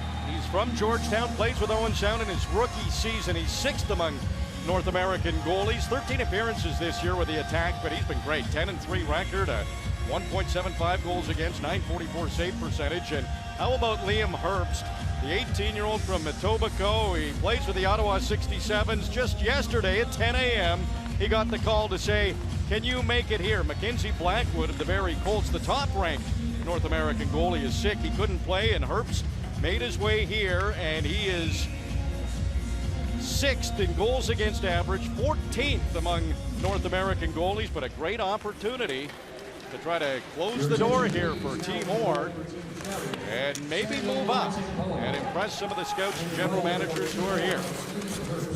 It was a perfect half game for Nick McBride of the Prince Albert Raiders. Didn't allow any goals on 11 shots. Samuel Montembeault is much busier. The Blainville-Boisbriand goalie allowed 2 goals on 17 shots. Team Orr right back in the offensive zone. Brandon Carlo, 6'5" defenseman, just lofts it out to center. There's Jakob Trenin. His head coach is Benoit Groux of the Gatineau Olympics, and of course Team Canada at the World Junior Hockey Championship, leading them to that gold medal. Yeah, what a job Benoit Groux, the rest of his staff did with Scott Walker, Marty Raymond, Dave Lowry, an excellent group of coaches and some wild personalities in there as well. Trenin, he's a Russian import, took a shot, and the right-handed catcher of Liam Herbst sprung out to knock that puck down. Harkins bounces it down into the Team Cherry zone. Rasmus Anderson, a quick turn up to Anthony Beauvillier. Beauvillier tied for 3rd in QMJHL points. He's tied for 4th in goals. He's up there in power play goals and short-handed goals. The only thing you'd think that's holding him back from being higher in the rankings is his size. No problem with size with this guy, and he's a wonderful story. Drafted in the 1st round by London a couple of years ago and ended up having surgery on both hips and both knees. Missed significant amount of time. Dealt to Ottawa. Finds out at the last second he couldn't have been more excited, and you couldn't be happier for a guy like that, hopefully putting a bow onto the end of his story. Vince Dunn has it poked off his stick by Paul Bittner. Bittner getting close for a 2nd straight 20-goal campaign. He's on 19 goals right now with the Winterhawks. Harkins slides it back to Pilon. The open man's Provorov. Takes a couple of strides in. Low shot. McNiven poked it to the corner. Dunn to the line. Not out. Provorov to his Wheat Kings defense partner. Pilon. He lofts it toward the front of the net. He's hoping Bittner to get a stick on it and redirect it. Harkins takes a hard hit from Matt Spencer. Stays on the puck, though. Takes another hit from Spencer. Dunn had nowhere to go. Just dribbles it outside the line, and Timo Meier had to be careful. He was jumping on the ice for a change. Jumped right back onto the bench. Spencer into the corner for Svechnikov, and what else is new? Svechnikov takes a hit. This time he loses his helmet. Beauvillier.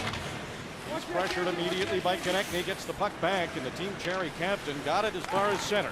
Beauvillier with that great speed leads the Shawinigan Cataracts in scoring. He goes to the front of the net. Strong pass picked off by McDavid. The bounce pass to Konechny was in behind the defense.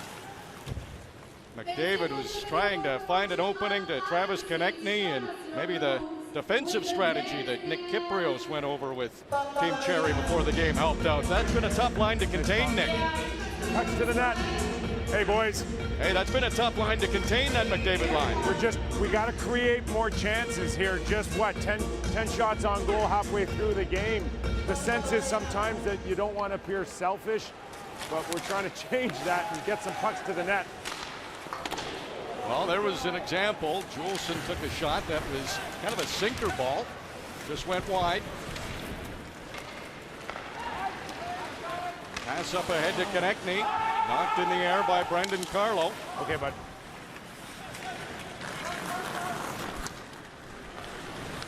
Schlappick works his way through center, and backing off was Team Orr.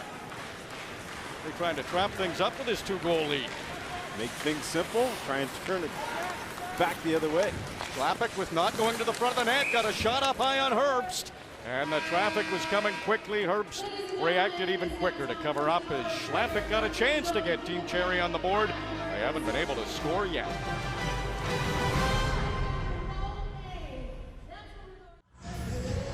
Time now for Road Warriors, brought to you by Cooper Tires. Cooper Tires builds tires for the way real drivers really drive. Life's a road trip. Come on, let's go. Well, Dennis Yan of the Shawinigan Cataracts is one of those guys who classifies as a road warrior. Born in Portland, Oregon, his parents were Russian. They moved back to Moscow at age 7. Then 7 years later, he returned to North America, lived in Sarnia, then played for Detroit Bell Tire, but wanted to be drafted in the Canadian Hockey League, and right now plays for the Shawinigan Cataracts. That, my friends, is what you call getting around. No kidding. 5th in rookie scoring in the QMJHL. Dual citizen with United States and Russian passports. He's represented the U.S. in a couple of international events already and says he's proud to do so. Jeremy Watt, point producer for the Sherbrooke Phoenix from the blue line. Made a pass up to Nick Merkley. There's Lawson Krause. Snapshot, his stick was hit as he fired. McNiven kicked it to the corner. Brendan Gooley, his cross-ice pass. Misses all teammates. Gooley was an interesting story, too. He had to catch a flight Tuesday at 4 a.m. Prince Albert Raiders had an ice fishing excursion on Monday. He found out on Monday he was added to this game. Great skating defenseman of the Prince Albert Raiders has to defend now with Spears and Merkley coming in on him, and Gooley trying to poke that puck loose. Got the puck away from Spears and then kept a close watch on his man. So he's got his rest after that early morning flight he had to take to get to St. Catharines. Rasmus Anderson, the defenseman, likes to jump into the play. Gets it to Marner. Looking for Strome. It just hit something and changed direction. Strome couldn't handle it clean. Long shot saved by Herbst. Nick Waugh working against Gooley. One way, then the other. No openings to get past Gooley. Here's the reinforcements. Drop shot is blocked. Jake DeBrusk, 25 goals this season for DeBrusk, 26 penalty minutes. The big difference between him and his dad, there'd be another 2 in front of the penalty minutes. Breakaway. In all alone is Mitchell Stevens. Goes to the backhand, and he's stopped by Liam Herbst. Dunn risks one to the front of the net. That's redirected by Musil, but too high. Law trying to contain Musil. There's a couple of big bodies. Musil, the Red Deer Rebels. His pass picked off by Knoll. Now a one-on-one. Drop going up against Matt Spencer. Spencer breaks that play up nicely. No time to hang on to the puck in this game. Time and space evaporates quickly. Elon sent it back to his own line. Now Milosh has to backtrack. Over to Paul Bittner. Elevates one up to Jansen Harkins. Harkins able to chop it inside the Team Cherry zone. Godden, he's had a rough ride in this game too. The power forward for the Swift Current Broncos. He's played physical. He's blocked some shots too. Yeah, I like this game. Couple of shots on goal too. He's been very complete here tonight. There's Stevens again. Works his way to the middle. There's a high shot. Herbst knocked it down, and here comes Team Orr. Godden with Bittner, catching up is Harkins. Godden looks at the net, and he put it off the side of the net. Bittner, 6'4", good with the puck. Long shot from Nicholas Milosh. Milosh is a defenseman with Bay Como. He has the most penalty minutes of anyone in this game. He's at 99. Godden with a steal, but that shot is blocked nicely by Brandon Carlo. Svechnikov and Milosh. Milosh kept the puck in. Bittner working along the boards. Juleson takes it from here. Has to head back toward the blue line. Beauvillier along with Sprong and Svechnikov. Beauvillier tries the shot. Herbst got enough of it. Konechny wastes no time sprinting the other way. McDavid heads to the front of the net. Konechny's pass finds McDavid. He just chips it in front, and McDavid wisely hangs on. Well, Mitchell Stevens of the Saginaw Spirit has a wonderful opportunity here thanks to a line change. You'll see the puck turn back the other way as Nicholas Watt turns it over. That allows Stevens to be sprung by Vince Dunn, and a little bit of an overhandling of the puck. You heard Nick talk about getting it simple, trying to get shots on goal. A shot there on the backhand by Stevens, no go. The eyes of North America are on St. Catharines. Make some noise. Meyer, McDavid, and Konechny lines out there again. Schlappick gets possession, makes a nice move. Here's Dennis Yan, all the travels he's had, and his goal is to make the NHL one day. He's close now. Tried for a goal, too. Didn't get it past Herbst. He and Jeremy Waugh getting tied up there behind the net. You've seen the good skating ability. It's a good year for the Quebec Major Junior Hockey League. One of their best so far for the BMO CHL NHL Top Prospects Game, with about 15 players represented in this one. Connor McDavid. He is over 2.5 points per game. Going to the net is Meyer, and he gets right in the grill of McNiven. They'll blow that down with Timo Meyer pushing and shoving with Rasmus Andersson. Andersson's an import from Sweden, and Meyer from Switzerland. McDavid and Konechny talking things over as they did in the last shift out there, and not quite as effective here in period 2 as they were in period number 1. That line will head off and give way to the Spears-Krause line, and from the referee's perspective and the ref cam, that's exactly what he was able to see. Well, Nick talked about Team Cherry getting more shots. They have outshot Team Orr in this period, 10-5. Nothing to show for it yet. Jake DeBrusk takes a hit. Lawson Krause over to an open side, but Mitch Marner's too quick. He got there first. Back to the line. Spencer with a hard shot, and that caught Jeremy Waugh up high. He knocked it out of play, but it stung. Spencer just making sure he's okay. The Peterborough Pete's defender, former OMHA Player of the Year, won the OHL Cup playing for Oakville, and the shot he took really stung Jeremy Waugh, and you can see as he goes to the bench in pain. 97-79, it didn't really matter. He was getting hit either way. Face-off win by Strome. Maybe all that work with Brian Gilray helped out. Those old secrets. Brian Gilray was saying at the morning skate that what he was helping Dylan Strome with is just little secrets of how to hold your hands just to be a fraction of a second quicker on the draw. Yeah, and using the full length of the stick to gain leverage and help you win those draws. Dunn, good on his skates. Got away from Waugh. Vince Dunn spots Marner. Mitch Marner just lofts it for DeBrusk. Let him catch up to it. Swift Current Broncos forward. It's hauled down. He's second on the Broncos in scoring, just 1 point behind Colby Cave. Strome, Marner. Now they're starting to click. Marner almost walked right in on the give and go from Strome. Rock cuts across the blue line, and he was lined up by Spencer. Matt Spencer starting to play a physical game. Marner's pass. That's knocked back to the neutral zone. 25 seconds to go in the period. Brandon Carlo. He can't get the puck deep. It was knocked down by Pilon. He follows it up, and there's too many Team Cherry players inside the offensive zone. It's offside. Adam Musil, we talked about his bloodlines, plays for the Red Deer Rebels, will get the chance with Brent Sutter and the rest of his squad to host the MasterCard Memorial Cup in 2016. And Red Deer and Vancouver both involved in the bidding, and it was Red Deer ended up victorious. So a bright future here for Musil. He's got the draft coming up, MasterCard Memorial Cup next year. A nice run for a young man. Glenn Godden, not much time now. Moves it to Bittner, and Juleson keeps it on the boards. Bittner knew the clock was winding down. He snapped a quick shot, was wide of the goal, and this period ends with no goals scored, so it remains a Team Orr 2-0 lead with a period to go. And looking forward to their analysis of it. The panel with John, Damien, Todd, and Jeff. Jeff, take it away.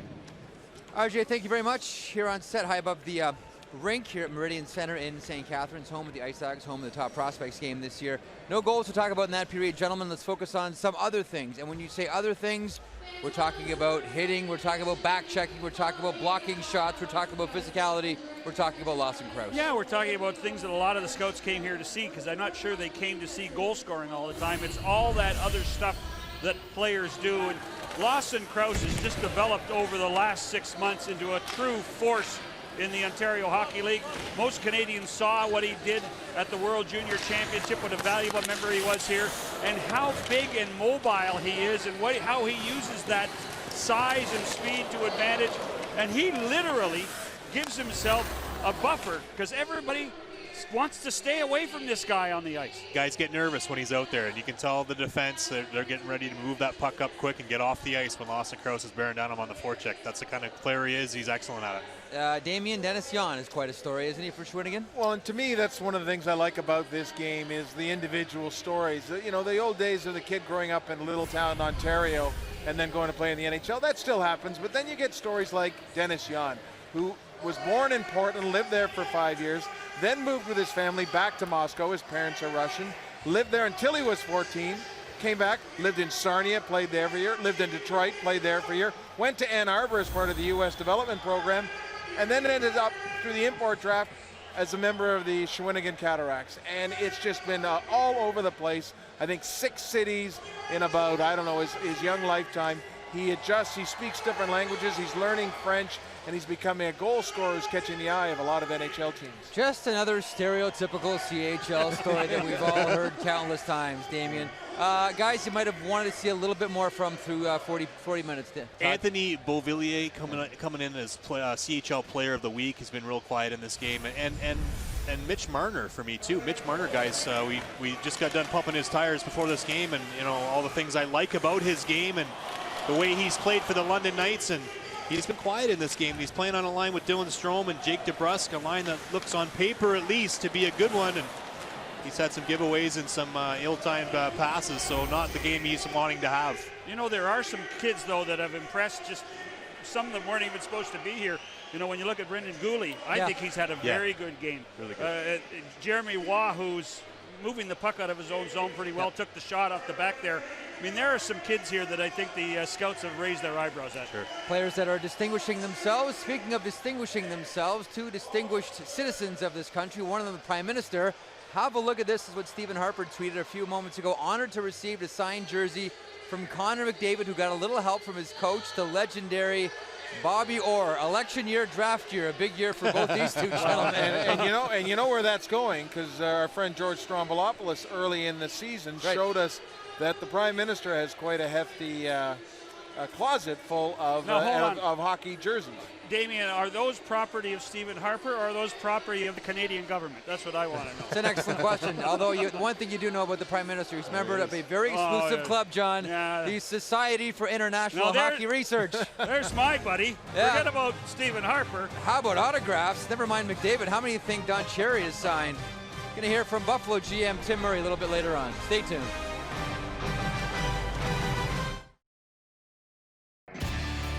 Your work never really stops.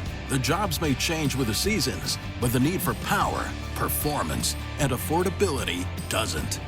Right now, it's the perfect time to get a great price on durable, quality Kubota equipment. Upgrade your landscaping, construction, or farming equipment and attachments, and get what you need for the months ahead.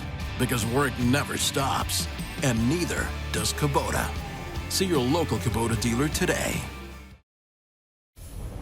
And because he was so good in the first, here's John in the second. Play of the second period brought to you by Stag Chili Saves for Success program, where saves made will result in contributions up to $30,000 to minor hockey teams. Go to stagchili.ca for details. Mr. Shannon, you have the floor. Jeffy, the checking was tight in that second period, like a thick bowl of chili. But that didn't stop Vince Dunn from breaking Mitchell Stevens in on Leon Hurst for the great play of the period. That, folks, is the Stag chili play of the period. No spoon, no bowl, Nope. but still plenty of cheese, John. Nice and thick, baby. No one sells them quite like John Shannon. The BMO CHL NHL Top Prospects Game on Sportsnet. Brought to you by Jack Links. Feed your wild side. Welcome back to the Meridian Center. It is 2-0. Team Orr over Team Cherry. High atop the rink, joined by John Shannon, Damian Cox, and the man who, for my money, stole the draft last year when he walked up, selecting 2nd overall. No big pomp and circumstance, just said, Sam Reinhart. Tim Murray, general manager of the Buffalo Sabres, you were outstanding last year at the draft. I think that had to be mentioned. Your thoughts on this game and how much it means for a player's draft ranking? Is it just a game, or is it more than that? It's more than just a game, but it's just it's a small piece of the puzzle. But they know there's 100 to 200 scouts here. It's not an all-star game. They actually hit and try. So it is a piece of the puzzle that matters. But when we get to the playoffs or over in Europe or something like that, we'll forget this and concentrate on that. But as we go along, we try to figure out which game is the most important. And right now, we're going to say tonight this is the most important one. We've had a discussion on this panel tonight, Tim, about size. Where are you when it comes to size versus pure talent, pure heart? And you know, if you could, do you need a guy to be 6 feet? Do you need a guy to be 6'1"? Well, I can tell you, I'm 22 years in, and I'm from the Ottawa Valley. I'm from Shawville, and I'm a lot different than I was when I started. Okay. It was about size. It was about jam and toughness and being greasy. And today, it's about, for me, you know, you watch a guy like Quinichi play tonight, who's standing out here. It's about having a big heart. It's about being hard to play against in different ways. Size is, we all want to have 6'2" wingers that play hard, but it's about being elusive. It's about being skilled. We're a skill-quick game. If that comes in a small package, I can live with that. You said an interesting thing to me, because I was asking you about Connor McDavid, as everybody wants to talk about Connor McDavid, and you said, what you said was you didn't come here to watch him, No. but he forces you to watch him. He forces you to watch You know, him. you come in here and watch, you want to see some guys that you haven't seen. And I know walking in the door, I can say that I'm not going to watch this guy tonight. And then the first shift, you just go, okay, he makes me watch him again. And that's the way it is. But that's the type of player he is. You can't help but watch him. You can have great intentions of giving other kids an opportunity to impress you, and then he's going to take over, and that's what he is. You've said Konechny has impressed you. Anybody else that's jumped out? Well, there's a couple guys here, but he's a point-a-game guy this year. I think we expected a little more from him. I think that, being his draft year, being a smaller guy, that he's got to go above and beyond for most scouts to pay attention. And he may have not done that up to this point, but I think he's the type of player that's always had that in him. On that, we have to wrap. Tim, thanks so much for stopping by. Best of luck enjoying the rest of this game. Best of luck the rest of the way of the Sabres, and good luck in Florida Thanks for in having June. me. Thanks so much. The speech will be short, right? It'll be very short. Have a look at this. Lots of talk going on. Tom Rennie having a little chin wag with Bruce Hamilton, the Kelowna Rockets owner, GM, everything for the WHL's top team.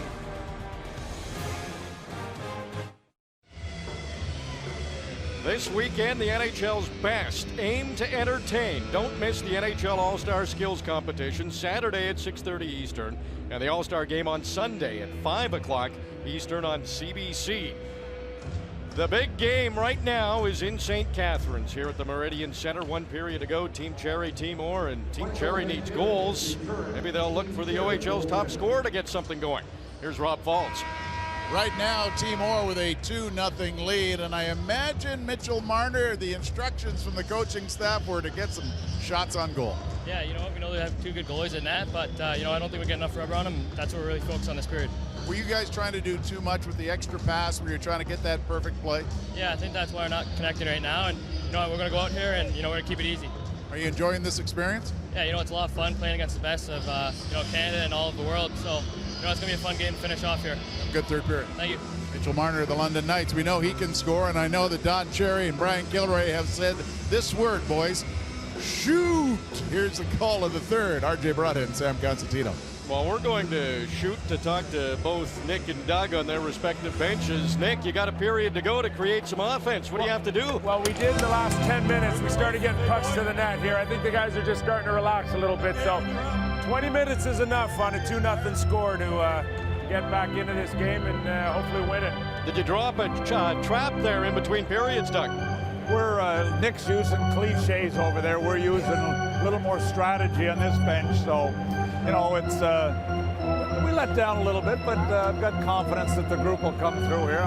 We're not really that concerned. I got to learn not to give Doug the last word. Always. I figured that up years ago. All right, guys. Nick and Doug on the benches. Doug's with Bobby Orr, and Nick is with Don Cherry. And 2 goals in the first period from Team Orr, courtesy of Ryan Pilon and Timo Meier. And that's how we sit, a 2-0 lead for Bobby Orr's squad with a period to go and an early icing call just 13 seconds into the third. Both goalies changing at the halfway mark. You get a look at Team Orr bench here and just trying to maintain what's gone on to this point in the hockey game. A couple more shots McNiven's way should serve them well, but you instantly saw a trap that resulted in an ice. Philip Schlappick up ahead to Dennis Jan. Graham Knott pokes it to Jan. Spins in the corner. It's been a good rookie season for Jan with Shawinigan. A wraparound. There's a big save by Liam Herbst. He came in midway through that second period, the Ottawa 67's goaltender, and he has been busy. That's his 8th shot since coming in. He's been perfect. Schlappick hemmed in. There's been a steady forecheck from Team Orr in this game. Hasn't given Team Cherry much time to work. Meier robs off for Konechny. He kicked it ahead. Dooley trying to react quickly. Meier spins. He knew McDavid was near the front of the net, and Connor McDavid has it now off the boards. I thought Tim Murray had a great point with Connor McDavid. He makes you watch him. Just does so many things out there that players are unable to do. And he's a quick pass there for Konechny. Another chance to get a shot through. Blocked, and Team Cherry on their heels. McDavid was offside, so the guys in red will take that whistle gladly. Well, there goes that line again with Meier, Konechny, and McDavid. And watch the shot by Meier. He's got a big league shot. Boom! Right off the bar. Over the shoulder of McNiven. He got rid of it in a hurry, and I think he put a dent in that thing. That was a rocket from in tight. Mitch Marner. His shot is off the stick of Thomas Chabot. That goes out of play. Well, RJ, the guy's talking to Tim Murray over the course of the intermission, and when you look at how things stand right now, the Buffalo Sabres have a 20% chance of getting that first overall pick, and then it drops off after that. Of course, the lottery has been changed some this year, and it's funny because Buffalo had the best odds last year, but ended up second. I don't think they were going to take Ekblad anyways, so they ended up getting the guy they wanted in Sam Reinhart. Sam Reinhart, Connor McDavid. Wouldn't that be a couple of building blocks? Still lots of season to go. That could change quite a bit. Marner showing his defensive side, gets in the face of Nick Merkley. Merkley of the Kelowna Rockets isn't very big, but he is sturdy. He is one of those players tough to knock off the puck. Dylan Strome works his way to the middle. A low shot, but that hit a leg and went wide. Back to the line. Juleson spins. Took a shot, knocked down by Klaus. DeBrus gets it to Marner, and Herbst was down, and the puck slid to the corner. Chabot trying to slow things down.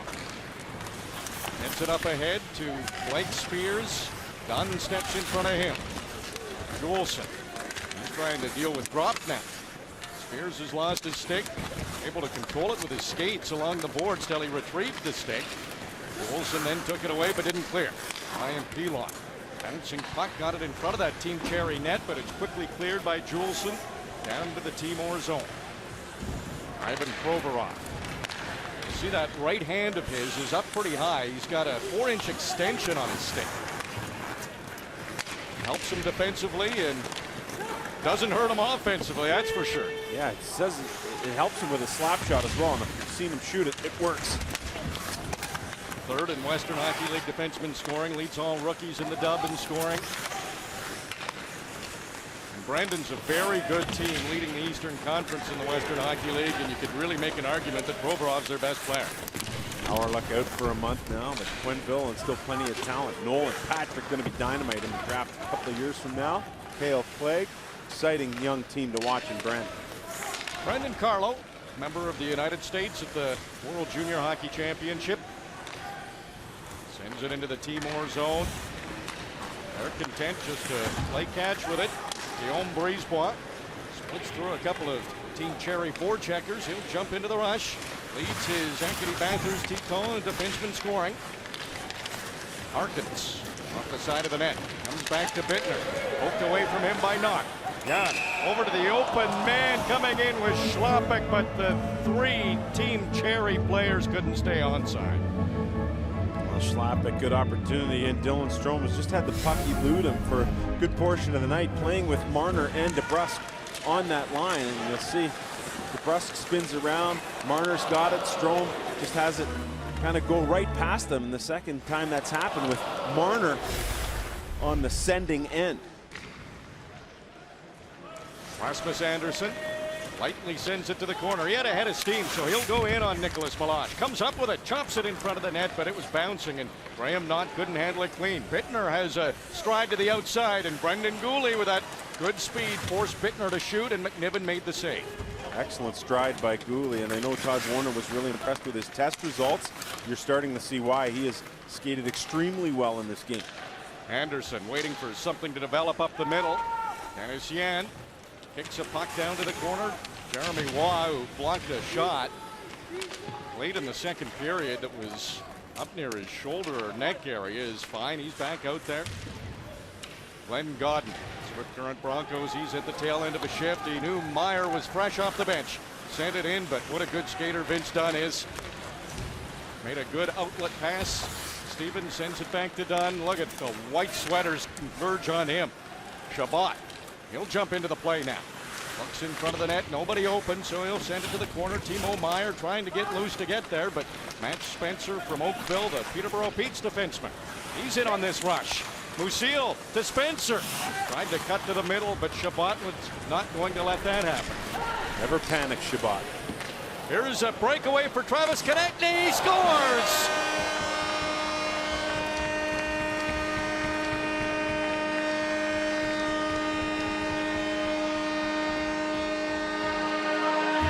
John Shannon thought that this was going to be a huge game for Travis Konechny to tell everyone that he's back, and he is back. Timo Meyer, excellent pass, but Konechny makes a great play in skating into this puck.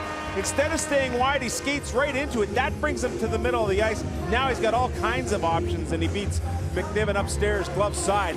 Good job by Konechny. That one little extra step into the middle and a burst of speed. Excellent finish by the Ottawa 67 star. Great look at that goal of Konechny's from the ref cam, and you can regularly watch the ref cam as part of Game Plus in Rogers NHL Game Center Live.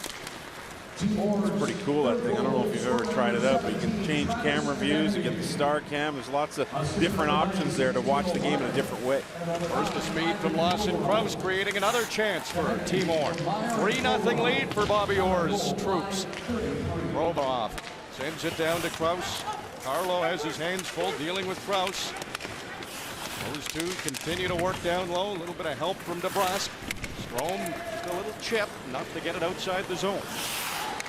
But Don Cherry and Ryan Kilray, Nick Kiprios, Bert O'Brien, they'd like to see this line more in the offensive zone with Strome and Marner, the 2 top scorers in the OHL.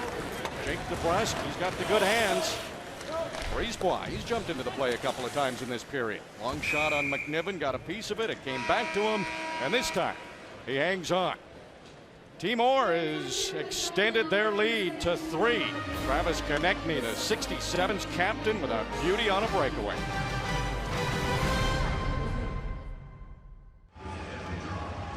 It's been a good night for Timor so far, and we've had a mic on Ivan Provorov of Timor, the Russian defenseman. Big smile. Here's a sound of the game with him. I freaking hurt my ear, though.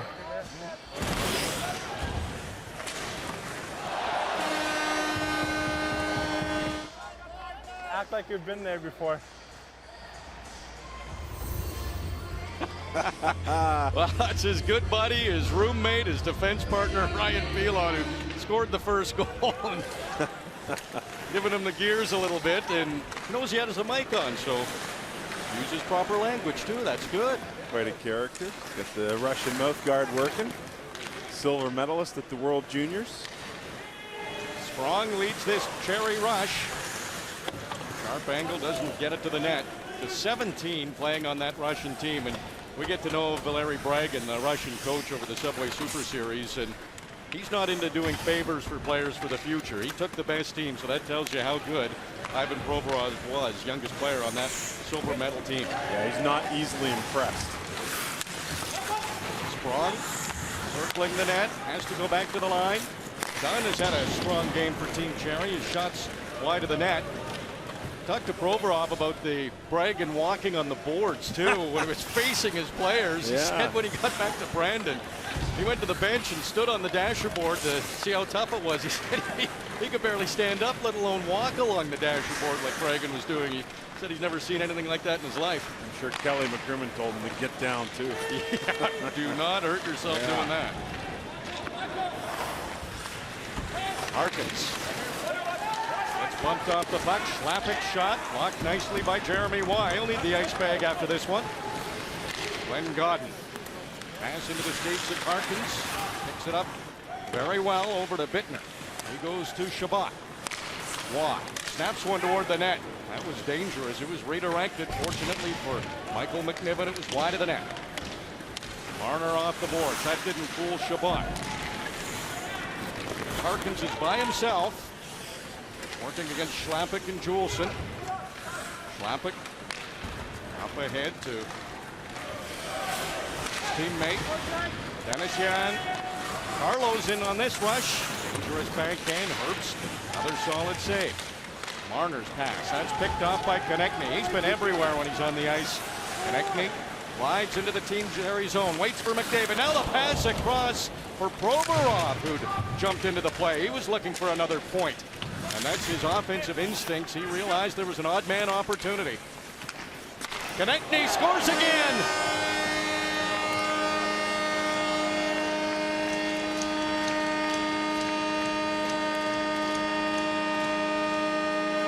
I think we're going to see the player of the game come from this line, and I'm not necessarily sure it's going to be McDavid. I mean, Meyer and Konechny have been dynamite as well, but this line all night, without question, has been the best in the game. McDavid with a touch there, and then the puck's turned over. Meyer will get it back. Lightning quick give and go to Travis Konechny, and we've seen the young man shot. We saw it in the last goal, and you saw it again. Lightning quick release once again up top, and he buries it. Great release from Konechny. Excellent pass from Timo Meyer. That's 3-point games for both of them. Konechny 2 goals and an assist. Meyer a goal and 2 assists. 4-0. Timor. Dylan Strome. His pass to Jake DeBrusk. A couple of cracks at it, but Liam Herbst makes another save. Well, it's interesting how things have played out in this game. You know, you look at guys like Jake DeBrusk and really trying to make their mark in this game, but the guys who have made their mark the most, I think, is this top line. When you look at Konechny and Meyer, excellent give and go. And Konechny's boots, I mean, you really have to appreciate them, how quick he got off the mark and got into position after he gave it off to Meyer. 2 goals in 3 minutes and 28 seconds. Timor has doubled its lead in this period. Mitch Marner. His pass over to Strome, and he's stopped by Herbst. Liam Herbst starting to put on a clinic, and he has backstopped Timor so far perfectly. Well, Marner and Strome looking for those connections in this game, and Strome gets to open ice. He's in a perfect spot, and as he's backing up, Herbst comes out to challenge him and throws his head back in frustration. And you know what, RJ, for Herbst, you have to think that sometimes a guy getting called at the last minute has less pressure on him. He just comes in and does his thing. He's been excellent so far. He's been really good. We saw him after the morning skate, and he was fairly relaxed, getting his stick all ready to go. Yakov Trenin trying to go wide on Y. Got another shot there in on Herbst, but he was over at the short side. He saw the Team Cherry players barreling in. And he hangs on. What a game it's been for Travis Konechny. He scored 2 in the third, and it's 4-0.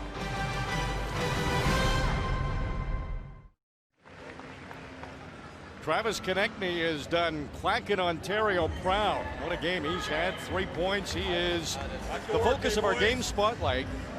Game Spotlight is brought to you by Post. Post is a proud sponsor of the CHL. Well, you got to be happy for this guy because he took a bit of a beat down here at the start of the year. Got off to a tough start, but he's almost back at a point per game, and you can see his electric skating ability and that wicked shot. Excellent give and go there, and he goes top shelf on 2 occasions. And you know, getting back to Konechny, he told us, RJ, before the Subway Super Series, I need to play physically. And he's starting to do that again. We saw a big hit already thrown by him in this game. He's keyed off that physicality, and he's been dynamite.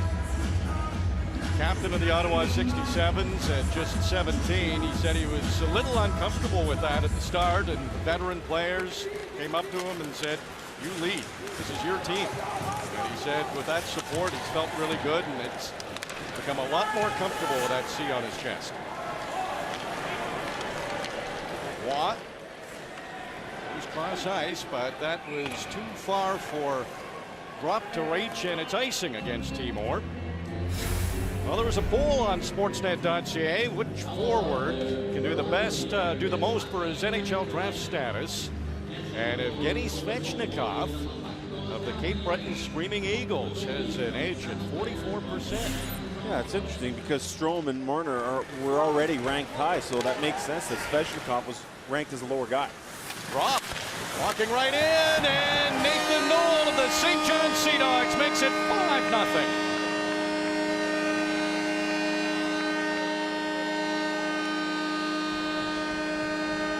Nathan Knoll is an immensely talented player, leading the St. John Sea Dogs in scoring, and coming off the draw, Timor is able to go up the ice with great speed, and you can see it's a gang rush right away. And there's Knoll driving the middle of the ice. The original shot is stopped here, but you can see Knoll go harder than that to pick up the Gropp rebound. And it's really interesting because Knoll leads the Sea Dogs in points, yet he's only got about 80 shots.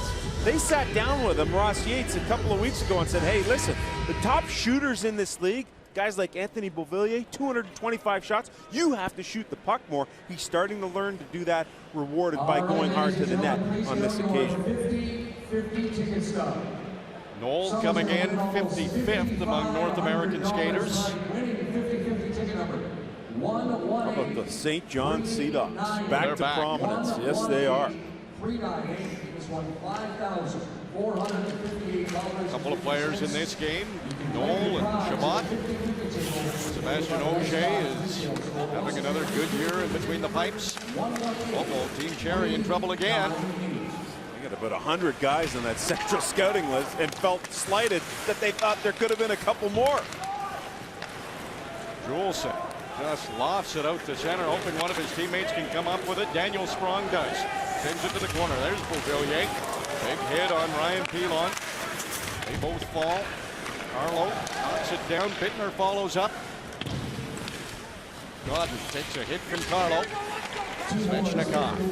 Brave pass in front of his own net. Cooley with some skating room, and he likes to use his speed. Said Josh Morrissey, it really helped him. So many aspects. His defensive game, how to be a pro when he was with the Prince Albert Raiders, and is thankful for the time he got to spend with Josh Morrissey. Of course, Josh is now with the Kelowna Rockets. Cooley has also been given license to start to roll with the puck now that Mark Habscheid has allowed him license to move and groove, and he's been moving and grooving tonight. Long shot on Liam Herbst. Timor came out in that first period, scored a couple of goals. Ryan Pilon of the Brandon Wheat Kings got it started, and then that line of Timo Meier, Connor McDavid, and Travis Konechny got going. Meier scored in the first, no scoring in the second period. 2 quick goals from Konechny in the third. Added another one from Nathan Knoll of the St. John Sea Dogs, and it is 5-0. In his time in goal, Nick McBride of the Prince Albert Raiders, half a game, didn't allow a goal on 11 shots, and so far, Liam Herbst has been excellent as well. Well, who's that? Guess who? Konechny coming in with another chance. McNiven stopped him this time. There's one way to get Konechny off the ice, get his helmet off. Another shot on McNiven, and he'll stop play. Why not show off after the night that Travis Konechny has had? McNiven beaten by him on a couple of occasions. Good story by McNiven. The start of the year, he's using Carey Price's pads and started to play so well that he kept those pads. He got the new ones, and he's still working them in as that one slipped through. Comes from humble beginnings, raised by his grandparents. Face-off win for Timor. Brisebois goes over to Meloche. 4 QMJHL defensemen on Timor, and then the 2 WHL defensemen from Brandon. Marner gets inside the line and stops. Just had enough of it to get it past Brisebois. DeBrusk behind the net. Sprong trying a quick move to cut in front. Marner, there's a shot blockered away by Herbst. Meloche off the boards, out of harm's way, and Konechny. He can't dance his way around Spencer. Puck stays in, and it's turned over to McDavid. McDavid fakes the shot. It's poked away from him. Again, it won't clear, but McDavid will take it out himself. He's watched by Strome. Dylan Strome telling us in practice with the Erie Otters, at least once every practice, there's a how did he do that moment? Yeah. When they watch Connor McDavid. I think once this year he broke a puck. How do you do? He broke a puck. He does things no one else can do. Got the S underneath that uniform on his chest. We talked to Connor McDavid about, obviously there's some natural born talent, some instinct, but there's hard work too, and what he thinks gave him an edge. He said when he was young, he was on his rollerblades all the time with one of those orange street hockey balls, stick handling in his garage, that his mom would have to come in and pull him out of the garage in time for dinner. But when it's not work and it's fun, you enjoy it. A lot of guys have got the inline thing going on that are playing in this game. It's good for your agility and obviously your stick handling ability, and I think gives the opportunity to use a longer stick. Adam Musil being pressured to play it. Sent it to the open corner. Krause hit coming, shielded the puck with his body, and got it down into the Team Cherry zone. 6 minutes to go in the third. It has been all Timor. 5-0 lead. Carlo. Hard pass up to Beauvillier. Brennan trying to work his way around Shabbat. Puck pops loose. There's Krause in to help out. He's got 2 Team Cherry members right in his face, so he circles back. Got it to Shabbat. Jeremy Waugh has a chance to move it along the boards. Merkley waits for it, and again, Timor is out of their own end. That door was open. And the puck took a funny hop. Sprong puts his head down. Pass just bounced over the stick of Svechnikov. Beauvillier back to Svechnikov. Now Beauvillier can walk right in. Hurts the save. The puck still in front of the Timor net. Beauvillier tried to pick the pocket and drop. That didn't work. Drops from Kamloops. There's that number 12, Jerome McGinley, former Blazer. Pete Konowalchuk and the Seattle Thunderbirds have themselves in a playoff position despite all kinds of injuries this year. Matt Barzal, who's supposed to be in this game, he should be back very soon for the Seattle Thunderbirds. That'll be a big help. Egan Kolzar, I mean, you got an excellent group of 97-born players, Barzal being one of them. Ryan Groff here in this game, and so when they get Barzal back, they'll be a force to deal with. Again, the Graham knot poked away from him before he could get to the net. Elon made that defensive play. Traffic walks the line, high shot. Elon knocks that one down too. Bittner. Drop pass for Godden. Godden able to walk right in, but there were enough Team Cherry members back there to make sure he didn't get a shot. Schwappik's done a nice job in that regard. I've liked his defensive game. Really good support coming back to help out as he did there. Harkin's pass back to the line. That will come out into the neutral zone. Brisebois sends it right back in. Schlappik takes a hit. Penalty coming up. So McNiven heads to the bench quickly for the extra attacker. Marner down to the corner. DeBrusk and Meloche will battle for this puck. Meloche pins DeBrusk up against the boards. Timor touches the puck. And there will be a penalty coming up to Timor. Team Cherry will get a power play. And they will try to break the goose egg.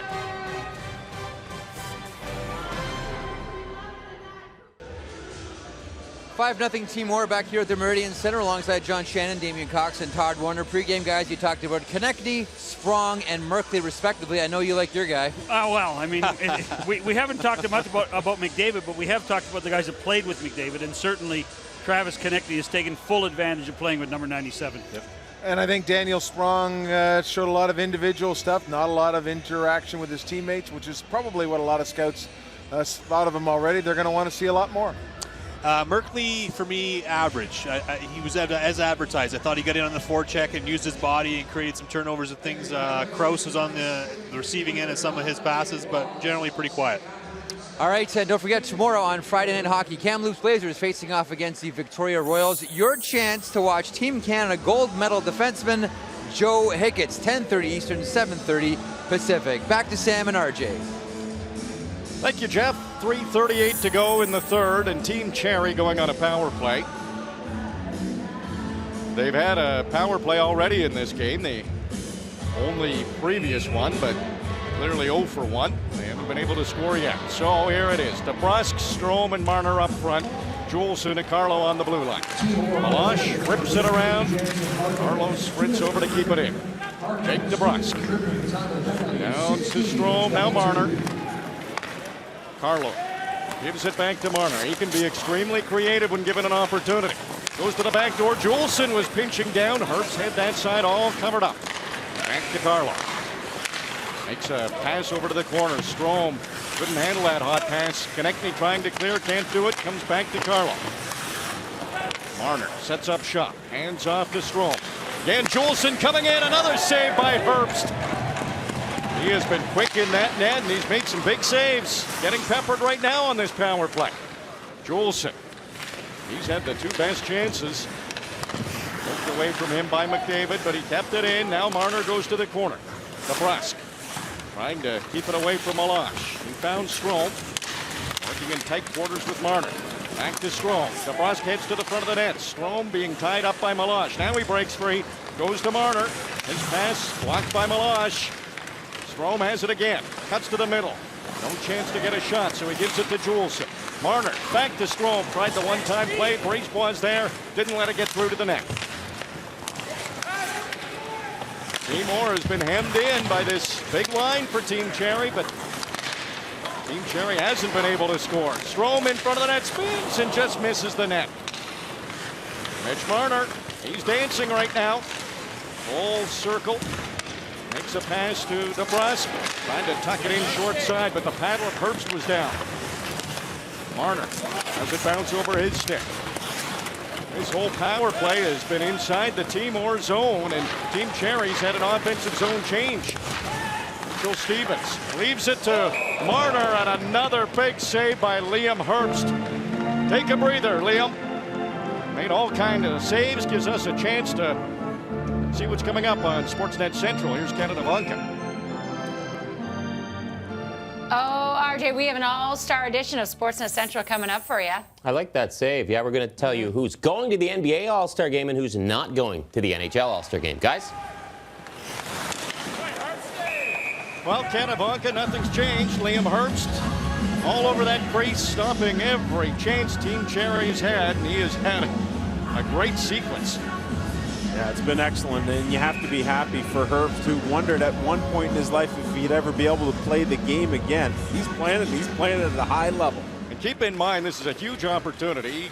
It's an injury replacement or a sickness replacement. Mackenzie Blackwood not feeling well, couldn't go, and just got the call at 10 a.m. yesterday, got his gear, got here, and look what he's doing. Yeah, it is really a cool story, because when he was drafted, Mississauga Rebels OHL Cup champion, he was the hottest goalie prospect around. Things didn't work out well in London. He got injured. He ends up getting traded to Ottawa, and things have really opened up for him. You have to be happy. This is his second year of draft eligibility. He was just too injured to get enough of a read on him last year. Bittner, that's in. What a shot from Paul Bittner.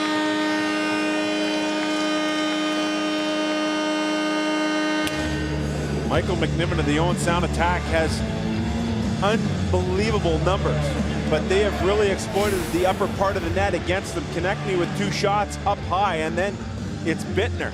He just steps in below the dot. He lets it fly and beats McNiven high. Good job there to chase that puck down by Godden. He's been very effective in this game. Bittner is the recipient of that turnover, and he buries it. Godden, another injury replacement. He showed a gritty game. Really like this game. He's been involved in just about every aspect. Provorov gets the puck out of his hand with no damage done. Pilon and Provorov trying to defend this 0 that's on the Team Cherry side of the board. That's all that's left to play for now. Lawson Krause out there too, and you want to protect it. Puck pops in front of the net. You're right about Krause. You need a goal, you can put him out there. You need to protect one, you can put him out there. Beauvillier to Svechnikov. Put an exclamation point on the night of Liam Herbst. What a left pad save that was. Spencer with a high rising shot. That whistled off the glass. Puck bouncing around, still cleared by Pilon. Spencer will have to hurry if Team Cherry wants one more chance. Sprong trying to cut to the middle. Everybody was back for Team Orr. Another chance for Sprong. He was covered by Merkley. Svechnikov, a chance poked away by Herbst. And why not test Liam Herbst just one more time before the buzzer? What a stretch he had in the third period. A busy young man. He was perfect. A shutout for Team Orr. Only the second shutout in BMO Top Prospects history, the last one coming in 2013, and Team Orr got that one too. Philippe Desrosiers and Spencer Martin combined. This time it's Nick McBride and Liam Herbst with the shutout.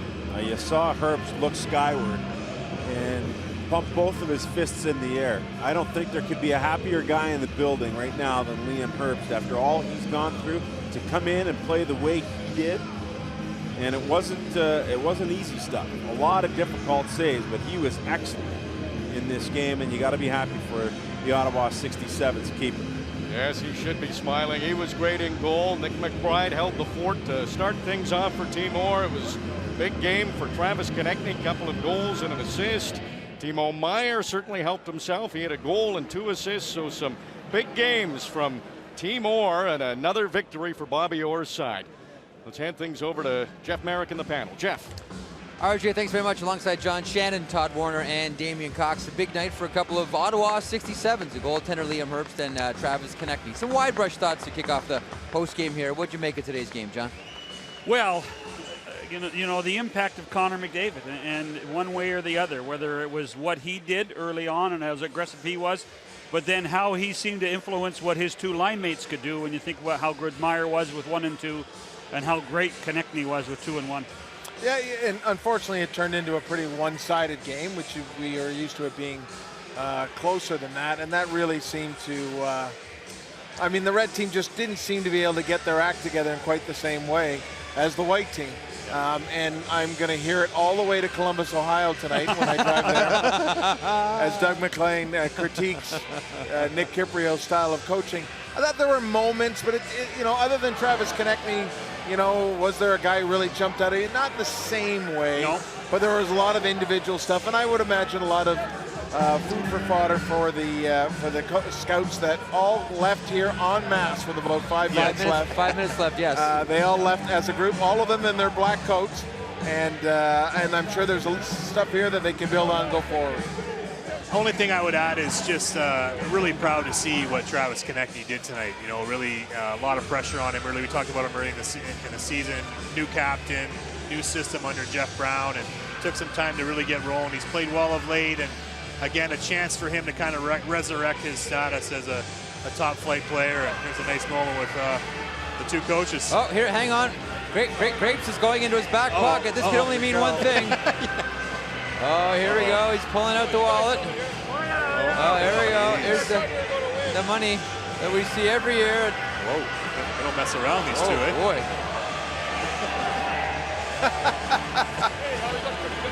Grapes is going to have to stop coaching. He's running out of cash. I don't think that's a problem, Damian. No, I think you're probably right. I think he's just okay. You know, when you look at look at both teams, though, there were some other performances, guys who weren't expected to be here, like Liam Herbst did a very good job. By the way, Damien, on your trip to Columbus, let us know if Nick reaches into his wallet, opens it up, and if any bats or cobwebs come out of it as he pays Doug McLean. Let's get down to the presentations for the evening. Here's Rob Falls. Falsey. Ladies and gentlemen, what a great game you saw here with Team Cherry and Team Orr. A big hand for all these young players draft eligible for 2015. Our thanks to BMO for sponsoring the CHL NHL Top Prospects. We want to welcome back Curtis Scragg from BMO to present tonight's Player of the Game Awards. From Team Cherry, number 19, Dylan Strome.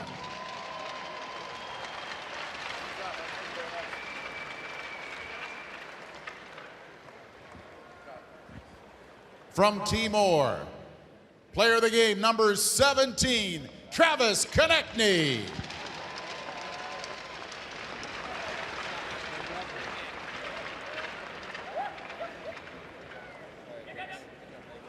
We ask Curtis Scragg now from BMO to make the big presentation. We invite up captain of Team Orr, Connor McDavid, to accept the Don Cherry Bobby Orr Trophy as the winner of the 2015 BMO CHL NHL Top Prospect Game.